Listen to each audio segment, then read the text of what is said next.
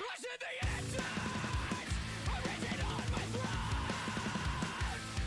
With the radiation and rough roll into guilt, any symptom of the sentence I call out. There has to be we gave it all away, we gave it all. Another breath, another patient, another corpse to sink us all. We're made of broken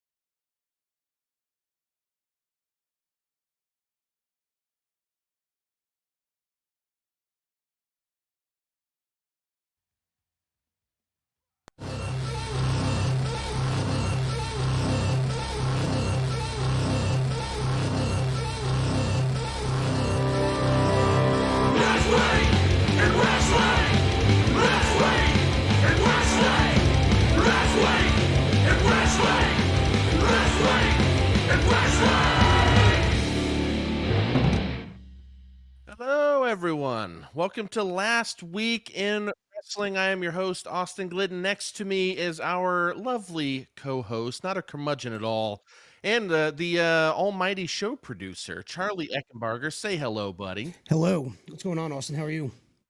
Dude, I'm doing great. I feel Good. pretty good. I ate a lot of cashews just now, and I feel a little pukey and poopy, but I'll get through it. Hey. It's okay. A little bit of Anyways, urgency is always good. no, the good news is this show will be a bit more normal. We don't have a huge pay-per-view that we want to gush about for a while or bitch about, whichever.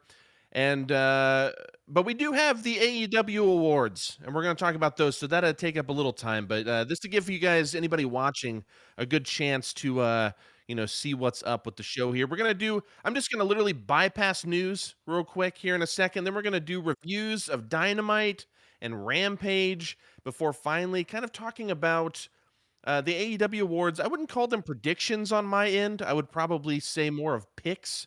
I don't really care what they pick, to be honest. I just want what I picked to do the thing. So I'm not actually predicting what I think will win. I think I'm picking what I want to win, just to give people the right expectation here.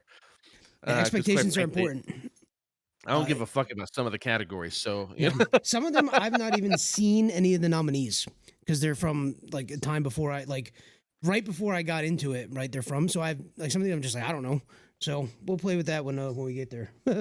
Yeah. Well, I just want to say, in terms of news, everybody, I just wanted to make sure that I confirmed. I'm sure everyone watching this already knows, but Scott Hall did die March 14th. He died during our live stream, I believe. Charlie texted me after we were off the air and said that he had passed. So, Yep. in memory of him, I watched a few of his matches. I think I watched the Shawn Michaels ladder match. I watched the tag match with Ric Flair where they took on Macho Man Randy Savage and Kurt Hennig, which was a really fun match. And I watched him fight Sting for the World Championship in WCW way later. He's a goofball when he sells for Sting. Yeah, it's hilarious. It's ridiculous. Yeah, he's wacky, but yeah. So again, just much love to family and friends. I'm sure everyone's still grieving. Just a big loss. And you said something about Sting, Charlie. Yeah. Tell us what's going on with Sting. It was his birthday a couple days ago. 63 years old and still jumping off of entranceways through 3 tables. Insane, Absolutely wild. Absolutely wild. So happy birthday, Stinger. Happy birthday, Stinger. And the last thing I want to touch on with news, because we're beelining through this, because quite frankly, this next one is worth talking about. We just don't have enough information for it yet. But on Instagram, if you're not following us on Instagram, you definitely need to. Is it LWIW Pod, Charlie? Yep. Is that where you can find us on Instagram? 100%. Everywhere, actually, on most socials except for TikTok. It is all LWIW Pod. Yeah. TikTok is Last Week in Wrestling. It was the only place we'd actually get it. God. Unless people want to like our YouTube page, which you can find in our link tree, so we can get Last Week in Wrestling. It'd be great. But anyways, on our socials, I had made a video and we had brought this up, but Cody Rhodes is all but confirmed, pretty much. Half confirmed, really. We just haven't heard it from the horse's mouth, so to speak, that he went to WWE. And he's been signed for a couple weeks now. This was kind of confirmed by PW Torch. I touched on that on social media. There's not a lot confirmed, though, proper. So I'd rather hold off until we have some more substance to really, tackle. But yeah, that's interesting. That's big news. We'll talk a bit more about that once we get some more information. Is he coming in tonight at Raw? Is he coming in next week? Is he coming in at WrestleMania? We have no idea. So I'm actually excited. It's for the first time in a long time. It makes me interested in just kind of like watching a little bit of Raw. You know what I'm saying? Yeah. So I'm interested to see what occurs for sure. I personally think, little WWE prediction, I think it's going to be WrestleMania as a surprise opponent for Seth Rollins. But I think I watch a little bit more WWE than you do, so that's kind of the vibe that I get from what's happening. That being said, I'm pretty sure we're going to do something for WrestleMania. Not sure what yet. So we will be talking about Cody Rhodes' appearance for sure. Yeah, I'm not sure yet either. We'll figure that one out, but we'll definitely do something. But anyways, let's just jump into it. Let's get into these reviews. We watched Dynamite, AEW Dynamite from March 16th, 2022. This had pretty good ratings, 993,000 viewers overall, which is actually pretty good. That's a pretty standard AEW number, which is, again, good. I mean, they topped the TV charts with that number, which is crazy because there used to be like 10 million people watching wrestling during like the Attitude Era. Just like split between WCW, WWE. But anyways, this is actually good numbers to give you an idea. SmackDown does like 2 million, and it's been around for like a billion, Yeah, I like think tons, like decades. last Friday So was I mean, 2.2, I think. Yeah. yeah, What's interesting, um, and we don't want to derail it too much, but when you think about like internet numbers, right? Like 900,000 is pretty common for like YouTube videos in some cases, right? So it's an interesting dichotomy to see what the broadcast numbers are versus some of the stuff you can find on YouTube. Granted, YouTube lives there for a long time and people can pull it up whenever, but you think about these weekly YouTube shows, some of them are pulling like 2-3 million, in the first 24 hours they're up. and if they get this, not to derail further, but if they get this streaming thing going, Oh my I God. think they'll have a much better kind of analytics related to how many people are watching this, whether it's live or not. But 100%. anyways, they had an 18 to 49 demo, which is really what matters to the TV stations. A 0.38, which is pretty low for them. But that's what was up last week. The first match on Dynamite, and I'm just going to say this right now, Charlie. We're not doing of the weeks this time. Check out our social media. We'll do of the weeks, and we'll do our Dynamite predictions and stuff on Instagram. But the opening match to this, Hangman and Jurassic Express versus Adam Cole and Red Dragon, this would be a contender for my match of the week. We'll see what it ends up being whenever I get there. This is a good trios match. I mean, I'll talk a little bit more about this in a little bit, but I love the way that they use Cole and Paige here. I'll talk about that in a minute. But this is really Jurassic Express Red Dragon showcase. Like, what would this feud look like, and can we get this over? There's a huge triple moonsault spot with Paige and Jurassic Express. It's so good. Where you have a Red Dragon guy on this side of the ring, you have a Red Dragon guy on this side of the ring, and then Adam Cole is in there, and they all get on one, like Adam Page and Jungle Boy are on one turnbuckle together, and then Luchasaurus is a monster, so he's just on the apron, and then they all do backflips at the same time and just like land on their opponent. Just really great spot. Really, really great spot. Jungle Boy takes a beating though, dude, through this whole thing. And I think they've learned how to use Luchasaurus. We saw it at the pay-per-view. The hot tags, baby. We've seen it since. It's all hot tags. You beat the fuck out of the small guy, so when the big guy gets in, he beats the fuck out of the other guy. And he does it so well. He does it great. He does. And they only bring Hangman in every once in a while. I think that's brilliant. I'll tell you why in a moment. So there's a double Doomsday device in this. Love it. Where Hangman Adam Page and Luchasaurus get two of their opponents on their shoulders, and Jungle Boy does the old jump off the top rope, double clothesline this time. They've been using Doomsday device for a while, but the double is new. But that was not it, actually. That was saved, that pin, and it ended up where Adam Cole actually got the opportunity to drop the boom, the big knee to the back of the head on Jungle Boy, pinned him 1, 2, 3. Hopefully, this leads to a feud with Jurassic Express and Red Dragon if it's not already there. I think they showcased it well enough that it makes me want to see it. Oh, yeah. But I'll say this, and then I'll pass it off to you if you have anything to say. I love the way they use Cole and Paige here because they were in the ring together one time, and at that time they both got in the ring and they just essentially headbutted each other and just like in each other's face, and then they just start like wailing on each other, right? But that was very short-lived. They did not want, like, Tony Khan or whoever kind of worked that match out. I don't know if it's these guys or what, but they did a good job at keeping them separate. Hangman got in, like, twice. I feel like he was not in much. Cole, same way. They still did stuff, but they weren't, like, the legal man a lot. I think they're really obviously saving this for... honestly, this match gave it a little more juice for me. I could see it going to the next pay-per-view, but there is a special, I think it's a Battle of the Belts, another one of those that's coming up soon. That might be where this happens. I'm also curious, how are they going to let Adam Cole lose twice unless he's taken this title? Yeah. And that's, I don't know what this is where it gets exciting because I don't know what they're going to do now. Well, yeah, what'd you think of this, man? And what'd you think of some of the stuff I said? Man, the triple moonsault spot was like the hypest moment for me. I marked out so hard when that happened. It was just cool to see. You know, it's one of those high spots that as a fan grabs your attention and you're like, oh shit, you don't see this ever, right? I mean, I'm sure folks are doing it in the indies and stuff, but on TV and whatnot, you don't see it very often. So I thought the spots in this were a lot of fun. I thought the progression of the two different storylines in which they're following through that match were really well done. The animosity and build up between Red Dragon and Jurassic Express, and the continued building of tension between Adam Cole and Adam Page was done super well. I hate agreeing with you, and I hate that we agree so much, but this is also very much towards the top of my potential match of the weeks for this week. I really enjoyed it, but I also really love everybody in that fucking match except Adam Page. Yeah, but you have to admit though, because it was a good decision keeping Cole and Page out because it made them both look even better. Oh my god! When they So finally even got though into you the don't ring, like- it was like, oh, here we go. Yeah, And then it was. But what it even though was. you don't like Page, you have to admit he looked good in this match because they only used him like fucking twice. That's right. And like I You know what say I'm every time, he thrives off of wrestling with people who are better than he is. Right? He is literally elevated by people that are better than him, in my opinion. He doesn't do a lot of elevating in this match. He looked good. I'll give it to him. I joke about not liking him and think he sucks, but in this match, there was not one thing about it that I was like, fuck, I wish it wasn't him. It was somebody else. It was perfect. Perfect is too strong of a word.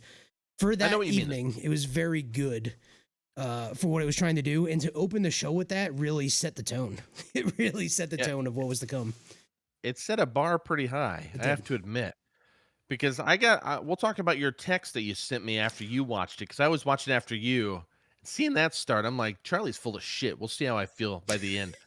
I don't even remember when I texted you. I need to look now. I'm sure you'll remind me. I'll remind you later. I don't want to give it away yet. So Keith Lee and Ricky Starks with Powerhouse Hobbs have a interview segment where they call a truce, and they're going to talk with Tony Schiavone. And Team Taz, basically, just to cut it short here, Team Taz threatened Keith Lee about not coming out on Rampage again because last time they beat his ass. And then Keith Lee's unfazed completely, and he says he'll see him on Friday. We'll see how that turned out. And Bask in then his glory, baby. Because I don't get to watch this live, I'm skipping through these like commercial segments. And the first time I watched through this, I skipped the Chris Statlander video because it's so short that by the time I hit stop, it was already past her video. Yeah. I had to go back and watch it once I heard it happened. Now I got to be really careful. But Chris Statlander's super more permanent these days for sure. Yeah. Chris Statlander has a very short vignette out of a break. She's wiping off her alien makeup. What I love about this too is you see her take the contact out, which shows that this is a gimmick. Yeah, 100%. Right. Like it's like she's not fucking the Fiend in WWE, right? Like she's not a real supernatural creature, or some sci-fi thing. Like it's a gimmick. I love the acknowledgement of we're done with the goofy thing. It's time for me to whoop some ass. Love it. Yep. So new gimmick coming? I think so. We'll talk about that in a little bit. So then the next match, which this is also fucking great, is Jon Moxley and Bryan Danielson with William Regal, who goes to commentary, versus Chuck Taylor and Wheeler Yuta with Trent and Danhausen on the outside. And I fucking love Regal on commentary so much. He's so brutal. He just buries everyone. I know, it's perfect. Like, he's just like, Tony Schiavone, hello, mate, hey, JR, you were just as good to me. Hey, man in the mask, who are you? Like, just burying Excalibur, and he just like Excalibur just takes it. But then when Danhausen comes out, he goes, "Man in the mask, who is that demon waif?" or whatever he calls him. You know what I mean? Yeah. Dude, he's fucking funny. I'm like laughing out loud listening to him on commentary. It was like so great. One of the things I really love is that they allow these other voices to be on commentary, right? For the longest time, it was always, Bobby the Brain and Gorilla Monsoon. It was always Tony Schiavone and Mike something. I'm forgetting his name. The other guy from WCW. Mike Tenay. Mike Tenay, thank you. Jim Ross and Jerry King Lawler. And sometimes for big matches, you'd get these other guys in. The fact that we're getting that weekly with AEW is so fucking good. Granted, there's some folks I wish wouldn't get on it, but the fact that we got a Regal is cool, right? So, and Yeah. I love that aspect of it. To bury Page a little bit, just to get on your book, they put him on commentary once, and that was not good. What So do I always say about Adam Page? He needs to work on his mic skills. hey, well, yeah, when he practiced, yeah, it doesn't matter. Anyways, so this match, this is all right. First off, Mox and Bryan Danielson are so good, They're and incredible. I never thought I wanted to see this tag team. I'm gonna be honest, I never thought I wanted to see this, and I'm so glad I am. The match is really just a show off for Mox and Bryan Danielson. This is what I was telling you, because at one point I think you were talking about, I think it was them, where you were like, why are they even wrestling these guys? It's like, because they got to get their wins up so they can be in the title The whole picture. ranking Like, system plays into it. But this plays Unless you're into another Thunderosa. story. Yeah. We'll get there. So this has an interesting story added to it, because it's the same thing. It's to bury him so that we can get Mox and Bryan Danielson up. They add a story to it. Yeah. So it's like I said, it's a match to show off that tag team. Mox shows off his tweener vibes. He shows his tweener. It's a large tweener for sure. Yeah, because there's a point where he's like telling off Aubrey, Yeah. and he's like being like overly violent, like more than he was. But I also feel like Bryan Danielson has backed off on he's still vicious, but he's not as like blatantly heelish as he was to me. So they kind of almost met in the middle a little bit. And I almost feel like William Regal's like more of a heel than them. Yeah. But it's awesome. It's a I very love British this. type of heel, though. It's a very British type of heel because he'll Yeah. talk to you and he'll be, it seems cordial, but really he's just fucking putting you 6 feet under every time. Yeah, but he's also like putting Yuta over on commentary, which you obviously start to pick up that this is like something that's going to happen. I can't wait for There's it. a point where like Yuta's getting his ass kicked by Bryan Danielson. He starts to hulk up whenever Bryan Danielson's kicking him when he's on his knees and kicking him in the chest. He starts to hulk up a bit and just getting kicked over and over. He's calling eventually, for it at one point. oh, Did you just puke? sorry. Did you throw up in your mouth? What the fuck? Yeah, I actually did. That was really disgusting. Well, you washed down Jesus your vomit fucking with Christ. some King's Coast coffee. Yeah, it's these fucking cashews, dude. They like fucked with me. But yeah, you're right, man. There's nothing better to wash it down than with King's Coast coffee. This is the Coalition blend. I prefer the Conquest or Conquer. And again, But this is good. You guys should check this out. two of my Coalition. favorites: the Conqueror and the Coalition. It's Dr. not Lupo's. Conqueror, it's Conquer. Yeah, I know you got me saying it now. Dr. Lupo's blend, all of them are great. Down below here, right there is our link. Support what we're doing here. A little bit of kickback, not much. Just to be honest about it. Doesn't cost you anything more. King's Coast Coffee, based out of Long Island, New York, small independent operation. Yeah, they're really great. We love them. They don't even care that I fucked up their name a lot. I'm probably just going to start doing it No, on they just made purpose. fun of you on social media, which was the best part.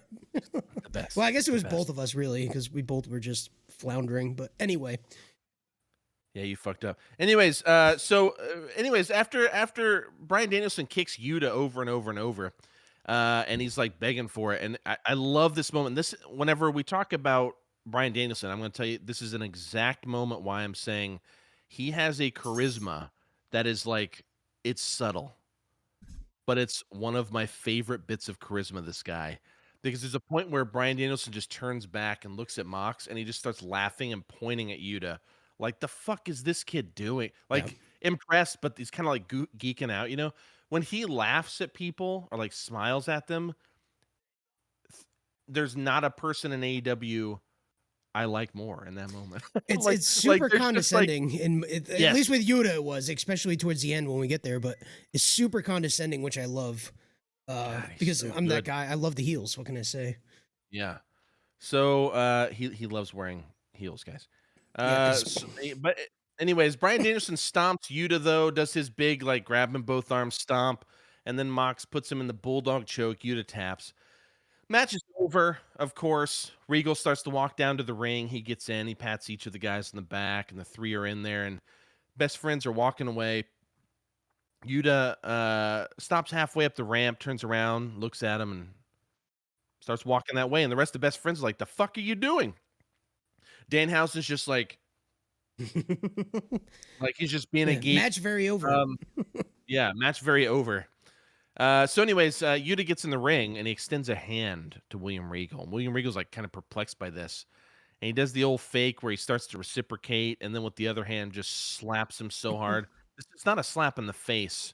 This is a slap in the jaw and the neck. Oh yeah, I he mean, caught him in just the wrong hits him way. right here. As soon as he hits him, Wheeler Yuta, kind of takes the momentum of the hit and then immediately squares up. But then in the frame, you see Mox and Danielson kind of walk up behind Regal.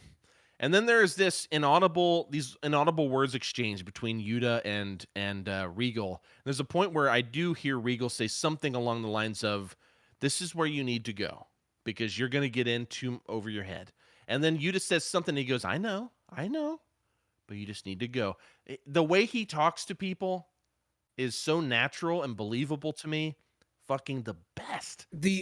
William Regal's the best. That whole segment was absolutely incredible. And what I think, two things really. The way you explained how the framing worked for them to come in and like how the storytelling unfolded for those watching on TV. Whoever is the director of AEW, I assume it's the same person for both shows, is really good at doing that sort of thing because it happens in a lot of different ways. The technical direction and just the narrative direction, from the people backstage choosing the camera shots, they do a really good job of giving us these small cinematic moments that still look like wrestling, which is really fucking cool. And then that whole moment that you're talking about with Regal, Yuta, Moxley, and Danielson in the ring, without being able to hear a word that they're saying, the nonverbals are so good and so animated and so performative. You know exactly what's happening in that moment, despite them not being mic'd up, despite them not having mics in their hand. It was a fantastic moment of performative wrestling. That whole, if it wasn't a squash match and it was a little bit more balanced in some ways, it could have been maybe match of the night for sure. That is just the with the way it exact can do. reason.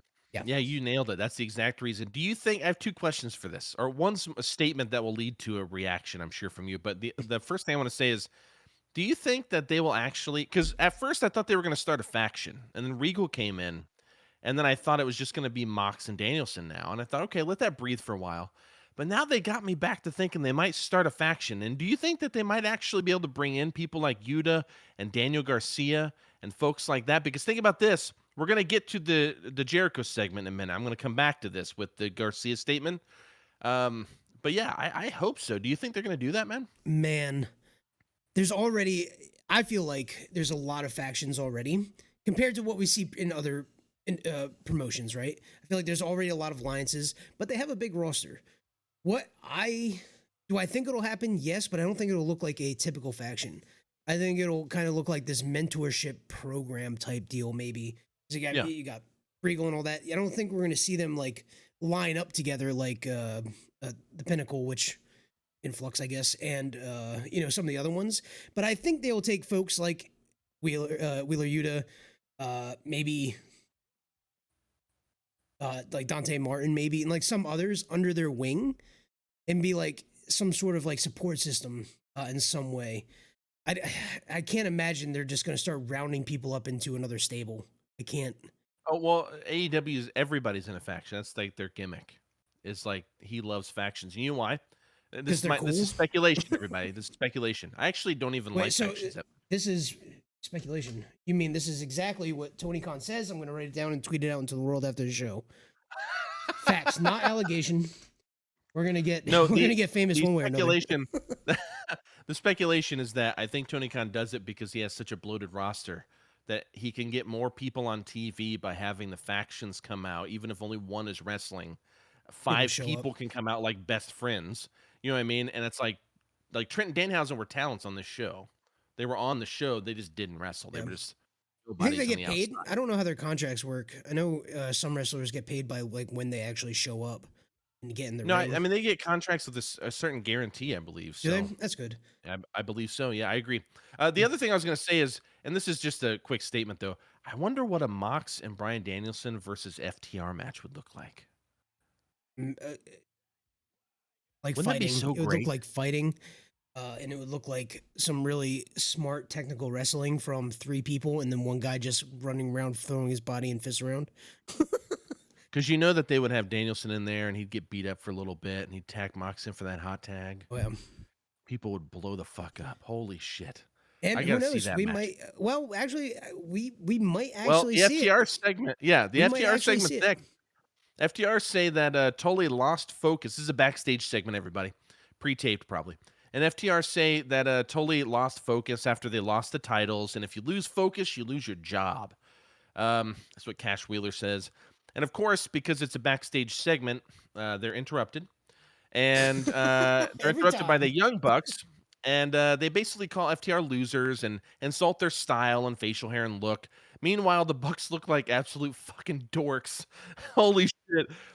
God damn it, those goatees. I just hate them so I love them so much. But there's a point where Matt Jackson of the Young Bucks hints at the best there is coming in as their manager. He says it very subtly. It's kind of in the mix. He does emphasize those words. Are we going to see a Bret Hart come in? I mean, we already have the Owen Hart Cup. So, and Bret Hart being, if not my favorite, one of my favorites of all time, I don't give a fuck if he can talk. Jake the Snake really can't talk anymore. He's not the same as he used to be. I don't give a fuck if Bret Hart's who he used to be. I just want to see Bret Hart on TV again. I fucking love that guy. The presence. I mean, I hope so. I have Bret Hart, for both of us, really, like, that was his time when we were coming up and growing up in that kind of era. And I have a distinct memory. Bushkill, Pennsylvania, Fernwood Resort, Fernwood Resort, Monday Night Raw. Fernwood Resort. Monday Night Raw was filmed. And my buddy got the glasses from Bret Hart because we had front row because his dad worked at Fernwood. So we had front row tickets to Raw that night. Wait, hold on. Yeah. Is this place called Fernwood? Fernwood Resort in Bushkill, Pennsylvania. That's right. I don't remember it. Well, I mean, I imagine that Raw is on WWE Network. Like, you can go through and find it somewhere. We should find it. I mean, I could probably pinpoint it actually because I have the program still from that. And the funny thing is, it wasn't even like a printed program. It was like a piece of paper with all the matches set on it. That's probably at my house. But yeah, my buddy got the glasses, and I got to slap Bret Hart on his shoulder as he was climbing into the ring. Nice. One of my highlights. I've been to a few wrestling events. I was at Taz's entrance to WWE. I was at that too. Second King of the Ring. I have lots of stories from those things. I saw them once, but I was in like the nosebleeds in comparison. I think that's an awesome story because I never did that. It was I think they came. I don't remember if they came to Ball State or if we went to Indy for that. I think at the time they might have just come to Ball State, but I can't remember. The point is, because I've seen wrestling at Ball State, but they're usually house shows. But yeah, I saw them whenever they were. It was one of the last wrestling shows I probably ever went to at the time. I don't remember how old I was, probably 12 or something. But they were doing the Heart Foundation, like "Fuck America, Love Canada." I remember that. Oh yeah, like the that 1997, 1996, 97 or whatever. Basically, the revitalization of the Cold War thing, but with Canada this time. No, we should do a special episode just watching old episodes of things that we've been to if we've been there and reminiscing. Yeah. I would love to. I think Royal Rumble, a couple of Raw. I wouldn't try and find the first In Your House I was at. A couple others, yeah. I'm curious what they're going to do with this, though. This is really important to say. Yes. We don't know what I'm going to say yet. Yeah, I really want to say this. Oh, well, I want to say this, though. What happened to the Young Bucks and Red Dragon? They were like viciously against each other. I'm assuming that Tony Khan's going to make this a long-term story until maybe Kenny can come back or something. But like they were fucking at each other after Revolution and then the following Dynamite, and they're like talking shit to each other in the back, and Cole chooses Red Dragon to go with him and fight, for this week's show and all that shit. And now it looks like Red Dragon's about to get into it with fucking Jurassic Express. I don't know. Hopefully it's a long-term story and this is something that they can like slowly build until they get there. Because this would all be great, like, steps to get to a feud. But I really felt like they were working a feud up. Yeah, that's a good point. I didn't even think about that. That was pretty out of nowhere. But I think when you look at it, from a bird's eye view, the three of them were kind of maybe not kind of going at it for past few weeks, and I don't know. Well, That's the interesting. thing is that Red Dragon and Young Bucks won tournaments to get into it, Yeah, so they yeah. didn't really like have a feud with Jurassic Express. They just got in, but it makes a lot of sense if they hold this out until Kenny gets there, because then it's Adam Cole and Red Dragon versus Kenny and the Young Bucks. I mean, they're That would saying be that's going to be fucking over incredible. a year though. Like he's out Yeah, all year. yeah, dude. They did the Hangman Adam Page for 2 fucking years. That's true. That's something This I'm going to might be bring up a this little might bit later, but we'll get there. yeah. About the So, length of anyways, title reigns. the next bit here is an in-ring bit live. Jericho Appreciation He is a Society. Jurassic. It's true. You hear bum bum bum bum bum bum bum bum bum bum bum bum bum, and you hear that stupid fucking song. Sorry, I don't mean to bury Fozzy, but I hate it. Sorry, Jericho, if you watch this, I apologize. I'm sure that he is. I'm sure that he's tuned right Yeah, in. I'm sure he has plenty of time. Yeah. But anyways, dude, Jericho looks fucking great, and I'm not just putting him over because I talk shit. He looks fucking great now. Yeah, he's The in fuck great shape. happened? He feels like he's back in the saddle, back in the old Y2J. Like, I honestly think I think he feels revitalized in some ways. He made a big turnaround. He's looking good. Maybe he's great. pumped about his gimmick or something. I don't know, but for sure. Daniel Garcia, however, looks like a fucking geek with his tucked-in tank top. God. Matt Lee from 2.0 is so awesome. He's the guy, if you guys ever hear me talk and you don't know what I'm doing, I'm like, this little taste. Give me a taste here. You know, that's my Matt Lee impression. Really good. It's a bad one, but still, you know, he's so great. But 2.0 take it upon themselves to put Jericho over to a disgusting and absurd degree, both Matt Lee and Jeff Parker, which I just realized. I watched a BTE episode, and Matt and Jeff is also the Hardys' names, and they played on that idea as well. I thought that was funny. I didn't even put that together. But anyways, Jericho gets the mic eventually after 2.0 put him over. He just brags about how awesome he is and how no one's appreciated him the whole time he's been there. And he basically made this company, and we love it so much, and it's because of him. And he, just this classic heel shit. And then he calls himself a sports entertainer. This is something we were talking about last week, because I don't think he'd blatantly said that yet. He And then Daniel alluded to Garcia- sports entertainment, but he didn't call himself a sports entertainer. And Daniel Garcia just looks flabbergasted at Jericho, at his admission. He just kind of looks pissed. And Garcia takes the mic from him. He looks kind of upset, and he goes, "Did you just say that you're a sports entertainer?" And Jericho's like, "Yeah." And he goes, "Oh. Well, then that means I'm a sports entertainer." God damn. Both times booed so hard. Then he says, "I am Daniel Garcia, and I'm a sports entertainer." I'm going to put a pin in that. I'll come back to that. Jericho gets the mic back, though. And Jericho, and the big thing about the Daniel Garcia thing is he is a pro wrestler. He's only been in it for a few years, but he's one of those naturals that has just like really grown in the indies, and people like William Regal and Danielson and people would love this kid because he's like a technical wrestler. He's working on it. Anyways, Jericho gets the mic, and and he goes through each member and puts all of them over. And he gets to Daniel Garcia, and he's talking about how he helped him after his car crash, and he never thought he'd be here, but he gave him a bunch of money and all of this stuff. But then Jericho looks at 2.0, and then he starts talking about how, we're sports entertainers. We use our real names, which is funny because Jericho's name is Chris Irvin, but that's fine. And he looks at 2.0 specifically, and he looks at Matt Lee, and he goes, "Let me introduce you to Daddy Magic Matt Menard." And then he points at Jeff, and he goes, "And this is Cool Hand Angelo Parker," which is the fucking worst. The worst. It's so I kind of bad. love this gimmick, though. It's so bad. So Jericho, like I said, Jericho's real name's Chris Irvin, so I just think it's really funny. But then fucking Jake Hager gets the mic. This fucking Neanderthal, why is he even here? Because he's big and he can almost Jesus powerbomb fuck. Eddie Kingston, I guess. Almost.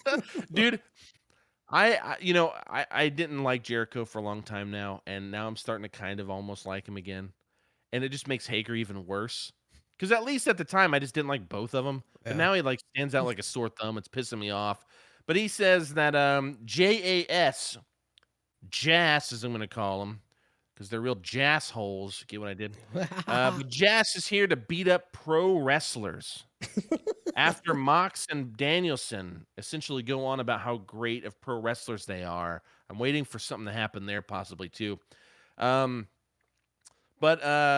Anyways, Jericho, he still kind of annoys me, but I have to say this. Fucking love this sports entertainer gimmick. His whole pop culture references and trying to be cool and shit. It works better as a heel because I can hate him and I'm supposed to. Yep. But I fucking hate that shit. He drops some pop culture shit in this promo. It was annoying, but otherwise, I really love that he's just being an asshole. Yeah. I like it too. And what I think is interesting about it, like being the producer of the show, I spend a lot of time looking at wrestling social media and seeing the reactions to it. And there seems to be a large consortium of folks on the internet who are taking this as direct jabs at WWE, which it is to some degree, but they're liking it to the Monday Night Wars, right? And kind of reinstilling this tribalism in wrestling where, you can't like the other guy, you can only like this one thing. And they bring up an interesting point about the gimmick. And don't get me wrong, I love the gimmick. I think it's hilarious. I'm on the same page as you are with it. But one of the conversations going on that I'm curious your take on, is they're talking about how, if we're doing this tribalism thing where we're obviously making fun of WWE, and they're shooting back now too a little bit, with some of the things that, particularly on Raw is being said, and sometimes SmackDown. What could that do to help or hinder AEW grow, right? Because, for a long time, it's only been WWE, and presumably we have to, as AEW, from a promoter standpoint, get some crossover there. But if we're taking shots at things that people are really adamant about and loyal to and love, what is that going to do for potential growth, right?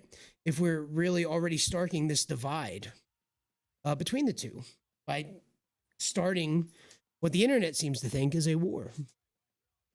Yeah, I mean, the war has been talked about for 3 years now, and it's just kind of evolved. Mm-hmm.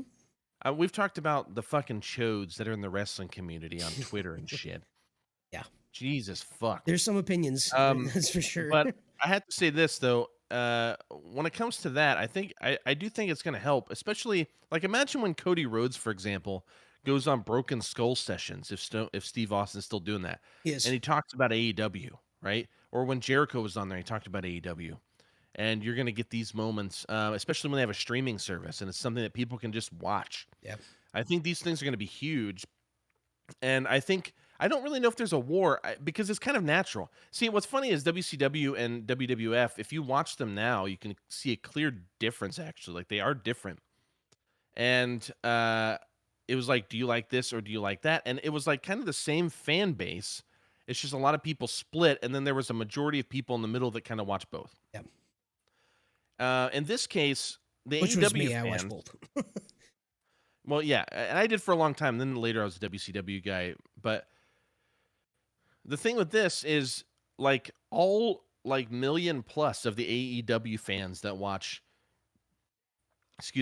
weekly, those are like the diehard hardcore fans that if someone, we'll talk about DDT sometime, that promotion, or I feel like we have to, given the recent signing. Yeah, like pro wrestling, like the Noah brand, all of those are owned by the same company. I don't know why I can't think of the fucking other one right now. I've just like brain farted, but there are a few of them though. There are a few more. But it's like, if someone or like let me do Minoru Suzuki when he came on. Like, the crowd fucking knew him. Yeah. You put that fucker on WWE, nobody has a fucking clue. it's fucking crickets, man. I think it's just some jobber. Yeah. Yeah, just some like old guy or something.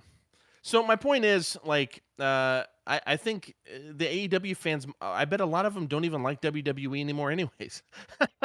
Because it's like most of the diehard wrestling fans I know, like, that are true diehards, that are really like, like consuming it, like you and I are at this point. I feel like most people don't like WWE. It doesn't mean you can't. Like, for example, I buy PlayStations every generation, right? because I like the PlayStation controller and I've always bought PlayStations. I'm not against Xbox. Right. Yes, I'm going to buy a PS5. I don't give a fuck. But the point is, like, you know, if I had an Xbox to play because there was an exclusive, I would totally play it. Like, I'm not against it. And that's how I am with WWE. I want that to be clear for any listeners and viewers, too. I want them to be awesome. Yeah. I just don't think they are right now. Right now it's Like, tough. And I agree with you. I'm in exactly the same boat. Like I said, I think I watch it a little bit more than you do, like kind of passively, like it's kind of around and I watch it. But there's still moments like this past SmackDown. There's a few moments I was like, "This is fucking cool," but they're so far and few these days. You know, it's kind of sad. It's kind of sad because then it's juxtaposed to like makeout sessions in the middle ring segments. It's really weird. But hopefully they find their direction because I would love to have more wrestling to watch. Like, I mean, I've AW, obviously, I watch all the time. WWE is on. I've been watching Insane Championship Wrestling, which is actually really fucking cool. It's the Scottish wrestling promotion that's on Peacock. It's like, give me more. Give me more. And I hope the two big players are there because the big top guys, the better they are, the more people it brings in to spread the love around to other things. It's better for everybody. Well, we're about to get a lot of wrestling because if Tony Khan gets this HBO Max thing if he puts ROH on there and he gets the library to DDT and Noah and all that shit, dude, you're going to get old fucking Kenny Omega matches and all kinds of shit. It's awesome. Anyways, back to this real quick. I want to go back to this Bryan Danielson Mox thing and this Jericho thing. Could Garcia go join Mox and Bryan Danielson if they do it? Because here's the thing. He was hesitant to call himself a sports entertainer. And I love the idea of him like possibly playing this story where he's kind of struggling being that because he's naturally not, but he loves the people involved and he wants to like be a part of this thing. So he is. I hope he has a Yuta moment at some point. I don't think it's going to happen right away, but I hope eventually he does. I think he would fit really well with them.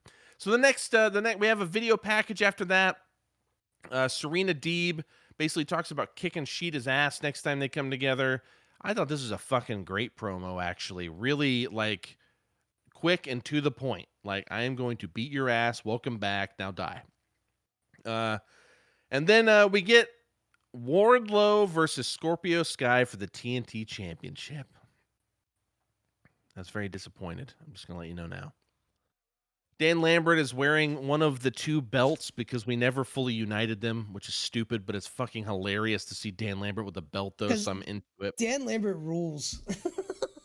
He's so great. That's all you have to say Scorpio about him. Sky comes out. I still think Scorpio Sky look alone looks like a fucking champ. He's wearing that belt. I just think he looks great. Well, he's been a champ before, right? So he's used to it. Yeah. But there's just something about his charisma that just doesn't put him over quite enough for me. But man, I'm into this guy. Anyways, they're bragging about his 371-day streak of singles matches when he's only had like 4 singles matches in the last year or something. So they're like talking about this like undefeated streak for like over a year now, basically. And it's like, dude, you've been a tag wrestler and you've lost. Like, you guys are cherry picking. It's just really funny when you know, right? The first but anyways, AEW Tag Champions, though, with Frankie Kazarian, right? Yep.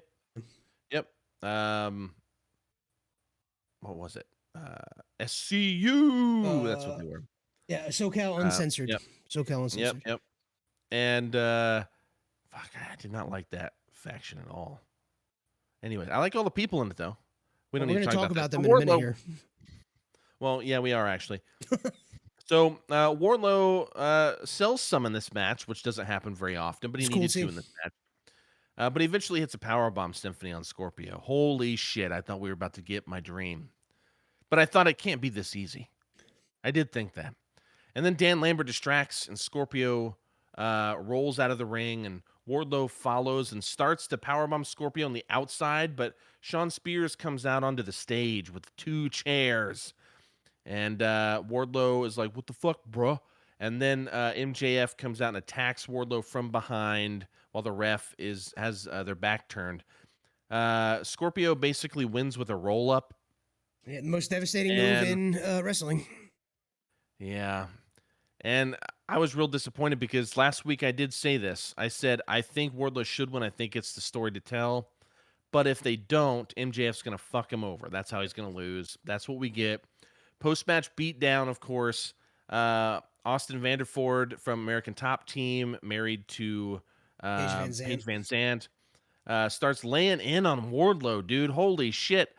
Laying him in. Dude looks like a geek, but he could kill me, so respect. Then MJF comes in. Wardlow starts to fight him off and almost powerbombs MJF, and Sean Spears kills him with a chair, and Austin chokes him out. MJF hands Lambert a stack of cash. Holy shit. Clobbers Wardlow with the old diamond ring. I love that he got beat with the diamond ring because of Wardlow. And then and then MJF uses it on Wardlow. I think this is a great for such a worn out gimmick, this diamond ring. 3 fucking years this guy's been doing this, and it feels fresh again to me.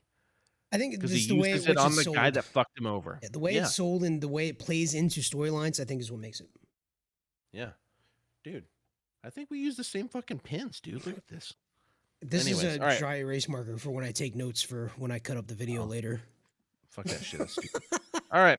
Yeah, the So work anyways, that you don't have to do. Yeah, this was an awesome this was a fun thing to watch. It was just it really did upset me on a personal level that we went this route. Though, because it's MJF, I just trust it will be fine. Like, it's just going to be entertaining regardless. It's just frustrating that it is the way it is. Next match is Private Party versus one thing. What? You got something? I do. Something? Go ahead. This actually, I have a couple things here. This is one of my big things too, because we spent some time talking about this last week, and everything that we didn't want to happen did. Because I'm on the same page. Like, I think it's time for the MJF Wardlow storyline to unfold. But it was always a possibility that Scorpio Sky was going to remain the champion for a little while longer, because that historically is what AEW does. Narratively, it doesn't make a whole lot of sense to me, because, like, I think this is my problem with the ranking system in AEW. Why is he the champion, right? There's no lead up to it. There's no angle, right? Like, he got the match against Sammy, and now he's the champion. Now what's next? What role does Scorpio Sky end up playing? And I imagine it has something to do with Dan Lambert and co. Which is fine, I guess. Dan Lambert rules. I don't love Paige Van Zandt. She actually worries me. I'm scared she's going to hurt somebody based on an interview she did this week, saying how she wants to start doing crazy shit, yet she hasn't even started training yet. And, like, she's surprised that they're telling her no. It's like, it's worrisome to some degree. But aside from that, like, the Scorpio thing, Scorpio's champion, I don't get it. I don't understand why it happened, like, narratively. But like we mentioned last week, I think it was a really important time to be shown that they can have transitional champions, right? Out of the 25 total title reigns in AEW, only 8 have lasted under 100 days. Okay? So we had FTR, they were the tag champions for 63 days. SoCal Uncensored, Frankie Kazarian and Scorpio Sky were tag champions for 83 days. Cody Rhodes had 3 reigns under 100 days. Yeah. 82, 31, and 35. Sammy Guevara had 2, but one was like this weird, like the Battle of the Belts thing, I guess. So it's listed as 2 different reigns, but it's 84 and 42. Real quick, Cody won it. He had 3 times. The first time he got it was a legit win. And then Brody Lee beat the fuck out of him and squashed him and got the title. Brody Lee's and then the third, he comes back, the last one I was going to mention, 55 days. But he comes back. Cody comes back after, because he had to shoot like the Go Big show or something, or he's doing his like reality show or whatever. Yeah. Go Big show is awesome, by the way. Yeah, he comes back like 2 weeks later or something, or like 3, like not long, and then he just beats Brody. Just to get it back. It's like he had to leave, so he like handed it off, and then he got it back. And then the same thing happened with fucking Sammy. Yeah, I don't get Sammy was. It's just his whole thing was baffling. Yeah, Though I actually really liked him as the TNT champion. I was fine with it. Like his original reign. Dude, if you haven't seen, I don't know if you've seen it, but if you haven't seen Brody Lee's like squash. I've watched all of the stuff for Brody Lee. Big respect. Yeah. Obviously. But yeah, after that, Brody Lee was the final one I was going to mention. He was the last one, or the last one on my list anyway, to have a title reign under 100 days, and that was 55. So even the shortest of them, which was the weird 31 days from Cody Rhodes, or I guess if you want to even excuse some of the other ones, we'll say 63 days from FTR. Has not been a transitional moment yet where it has been needed. It's been these weird back and forths, or I don't know what the short FTR reign was about. I wasn't watching when that occurred. That was basically just a pay-per-view to a pay-per-view. Yeah. They won it on one pay-per-view I guess and that makes lost sense. the next, I believe. There had to be this moment that had to happen for the believability of these things to occur, and this was the perfect moment for it to have happened, and it didn't, which is severely disappointing. Not bestseller in chat says go Big Show effing slaps. They're absolutely right. But overall, I mean, if this is the direction we're going, the way I see it occurring now is that this beef between Wardlow and MJF continues. Scorpio Sky is going to get involved because MJF is paying Dan Lambert to some degree, apparently. I guess we'll see further. But it just seems a little bit too prescribed now because Wardlow's going to end up winning the belt sometime between now and maybe 2 pay-per-views away. And then MJF's going to take it, and then Wardlow's going to win it again at the end, probably. Right? I mean, how else does this unfold? What a great story. That's how it needs to happen. Yeah, but I mean, that might be a year of booking. They have a lot of fucking people to get in too, dude. I don't fucking know. It's crazy because in the middle of the shit, I feel a little frustrated sometimes because I just want to see the stories happen. Yeah. But I have to admit, when they finally pay off, I'm usually fucking hyped. It's true. Maybe I just don't have the patience for it. I don't know. Man, maybe. But I mean, am I wrong though? Is there any other way that this unfolds over the course of probably 6 to 9 months? Not right. That's the right way. So there's no way for it to unfold right. Oh, well. If it's not that. Does that make sense? Yeah. That's the right way to do it. Yeah. Anyways, I'm going to move on. Private Party versus the Hardys, dude. The fucking Hardys. Hardy Boys are back, baby. And Jeff Hardy. This is all nostalgia, guys. This is a nostalgia match. People were fucking hyped about Jeff Hardy, though. Holy Jiminy Christmas. Language. I don't know what I was trying to say there, but it came out. Not sure either. I have to say, Matt kind of sucks. I mean, he's old. Unfortunately. But I'm super glad that he still gets to wrestle, though. Happy for him. Just like I am for Sting or anybody, man. You guys love this business. Keep doing it. You're mentoring these guys, putting people over, whatever. That's cool. Matt Hardy also streams on Twitch. We'd love to do a co-stream, pal. Please come hang out with us. Yeah, tell me why you don't suck, brother. I will happily Oh yeah, love just talk shit, but it was all in jest. It's cool. We'll be very nice to you on the show. We'll be very nice. You can just come and be a dick to us. It's cool too. Just come. I will fucking put you over so hard. So anyways, it started off with the Hardys owning the beginning of this year, and then Private Party starts to take over. Eventually, of course, just the back and forth. They spend most of the match building up for the hot tag for Jeff, which was the right thing to do. Oh, yeah. Of course, Jeff looks a billion times bigger than Matt, or better than Matt, I think. But of course, he's also been on that WWE schedule too, so I'm sure that was partially helpful. But yeah, dude, that place blew the lid off, the roof off that place whenever Jeff got in. That was a big thing. Eventually, the Hardys both hit twists of fate. Then Jeff hits a swanton bomb on Isaiah. The first time you thought he was going to do the swanton because he's like, and then he just did a splash, which really disappointed people. But then he did it there, and people freaked out. You had to give him the little lead up. Yep, and he pinned Isaiah for the win. I have to say the Private Party have been very open about how influential the Hardys were on them. Yep. And basically how they like to just do their fucking moves, and they just wanted that's how they used to be singles wrestlers, and then they tagged because they just geeked out about the Hardy Boys. I will say I actually love Private Party, as wrestlers and their whole vibe. I am a huge fan. I think they're super fun. I think oh my god, names are escaping me. Yep. Not the one who raps, the other one. No, that's the Acclaimed, idiot. You're right. I'm dumb. Never mind. I'm thinking of.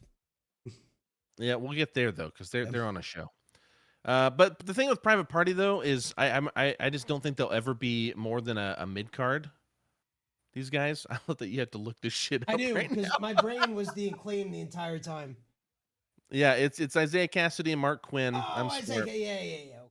Yeah, but anyways, I think they're just gonna be mid carders, but I actually think they're very talented. These guys. And they're great at putting people over, actually. Really talented guys. Anyways, post-match, AFO comes out, but before they get started, Darby and Sting come out for the save. Then you have Darby, Sting, and the Hardys, and you have the AFO outside of the ring. Honestly, I thought this match was kind of a snooze, personally, but Yeah, me it too. was I cool couldn't even to, remember who was in it. dude. Yeah, I thought this was actually pretty boring. However, it was nice to see like the Hardys back. That I was never a big Hardys fan, though I did like a lot of their matches, but I was never like that guy. So TLC for matches, people baby. who loved them, yeah, I mean, dude, that famous TLC with Edge and Christian Christian. and Edge and fucking Dudley Boys, dude, holy fuck. Love the Dudley I Boys. mean, that was just one of those matches that like overshadows the main event. Yeah, You know what I'm saying? 100%. 100%. Shit. What's cool about But this whole thing too with the Hardy Boys and like Darby Allen and Sting?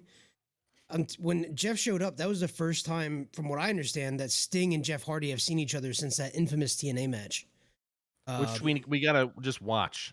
We should just watch it and do a segment because, dude, I have never seen it. Oh, really? I just I know was about actually it. I watching just TNA regularly at that time, and man, it's tough to watch. It's brutal, and the fact I that know. Sting is such a stand-up fucking dude, and he's willing to get back in the ring with this dude and like do the thing, that just shows you how far Jeff Hardy has come since when he was going through a dark time in his life, and it's cool that Sting is being the guy that he needs to be. Yeah, and for marks like us, it's really cool to see that closure. Oh yeah, You know what I'm 100%. Yeah, I mean it was really fucking brutal to watch. Yeah. Luckily, this match wasn't brutal; it was just boring. But you know, good for them though. I'm glad they were back. The crowd was really awesome. Again, I'll put you over like crazy, Matt, if you want to come on. All right. So I'll give you coffee. yeah, I might even, if you're lucky, I might even give you a little bit of that Conquer, but I'll probably just give you some Coalition. All right, King's Coast You Coffee. can have the last half of the bag. Well, this one, yeah. We'll go there. The last match of the evening, the main event, Britt Baker versus Thunder Rosa, Women's Championship cage match. Charlie cannot contain himself right now. This is where he and I are going to argue. Thunder Rosa has full face paint for this show. This is the home show. This match really never should have happened because she should have won the pay-per-view, but that's fine. So, holy shit, it's Thunder Rosa over in Texas. Big time. She has a special entrance with the mariachi band, and she comes out. I actually love her theme. It's badass for Like, sure. Thunder It's really good. Rosa. It sounds Like, a lot as like a- ours last week. Yeah, I mean, as a hardcore musician, like forever, like I did that for so long. It's like really cool when you hear a killer song, like the Butcher and the Blade. I love their song, and I just always wonder if Andy Williams wrote it because it just sounds too much like a band that I would be in. You know what I'm saying? Yeah, it's really. But anyways, good. Thunder Roses. I mean, both of them are good, but Thunder Rosa is probably one of my favorites in AEW. Yeah, it's a great theme. Britt gets booed immediately, which I was really happy to see because she needed more heat because she's too over. She had heat in For a San heel, you know Antonio. what I'm saying? No doubt about that. Yeah, dude, people still love her though. How can But you not? she was wearing some Scott Hall themed outfit, which was real nice. Which she must have an incredible tailor or whatever. Because I watched a he video of died how they Monday. made it. They did that backstage. Like the AEW has Yeah. people who do that backstage, yeah. fucking doing that thing, and the makeup too. WWE does too. Do Yeah. they? Okay, I didn't know that. And like Yeah. there's a But I video didn't- on Twitter where they show her show that outfit being made, literally at the event. Dude, that's awesome. Yeah. Yeah, Because I was like, dude, he died like 2 days before this was airing. That's crazy. yeah. And like late too. He died like 8 or 9. I mean, It's like, it was like mid show, so it was probably like 10 or 11 actually, because he was in Florida, so it would have been East Coast time. Yeah, yeah, it's crazy. You and your fucking Central. I know, I hate it. Anyways, dude, this starts off a pretty hot match in terms of the crowd. They're fucking loud, dude. Like, I feel like they were sleeping the rest of the show, and they weren't. They were into it, but I mean, comparatively, holy shit. All Thunderosa up top.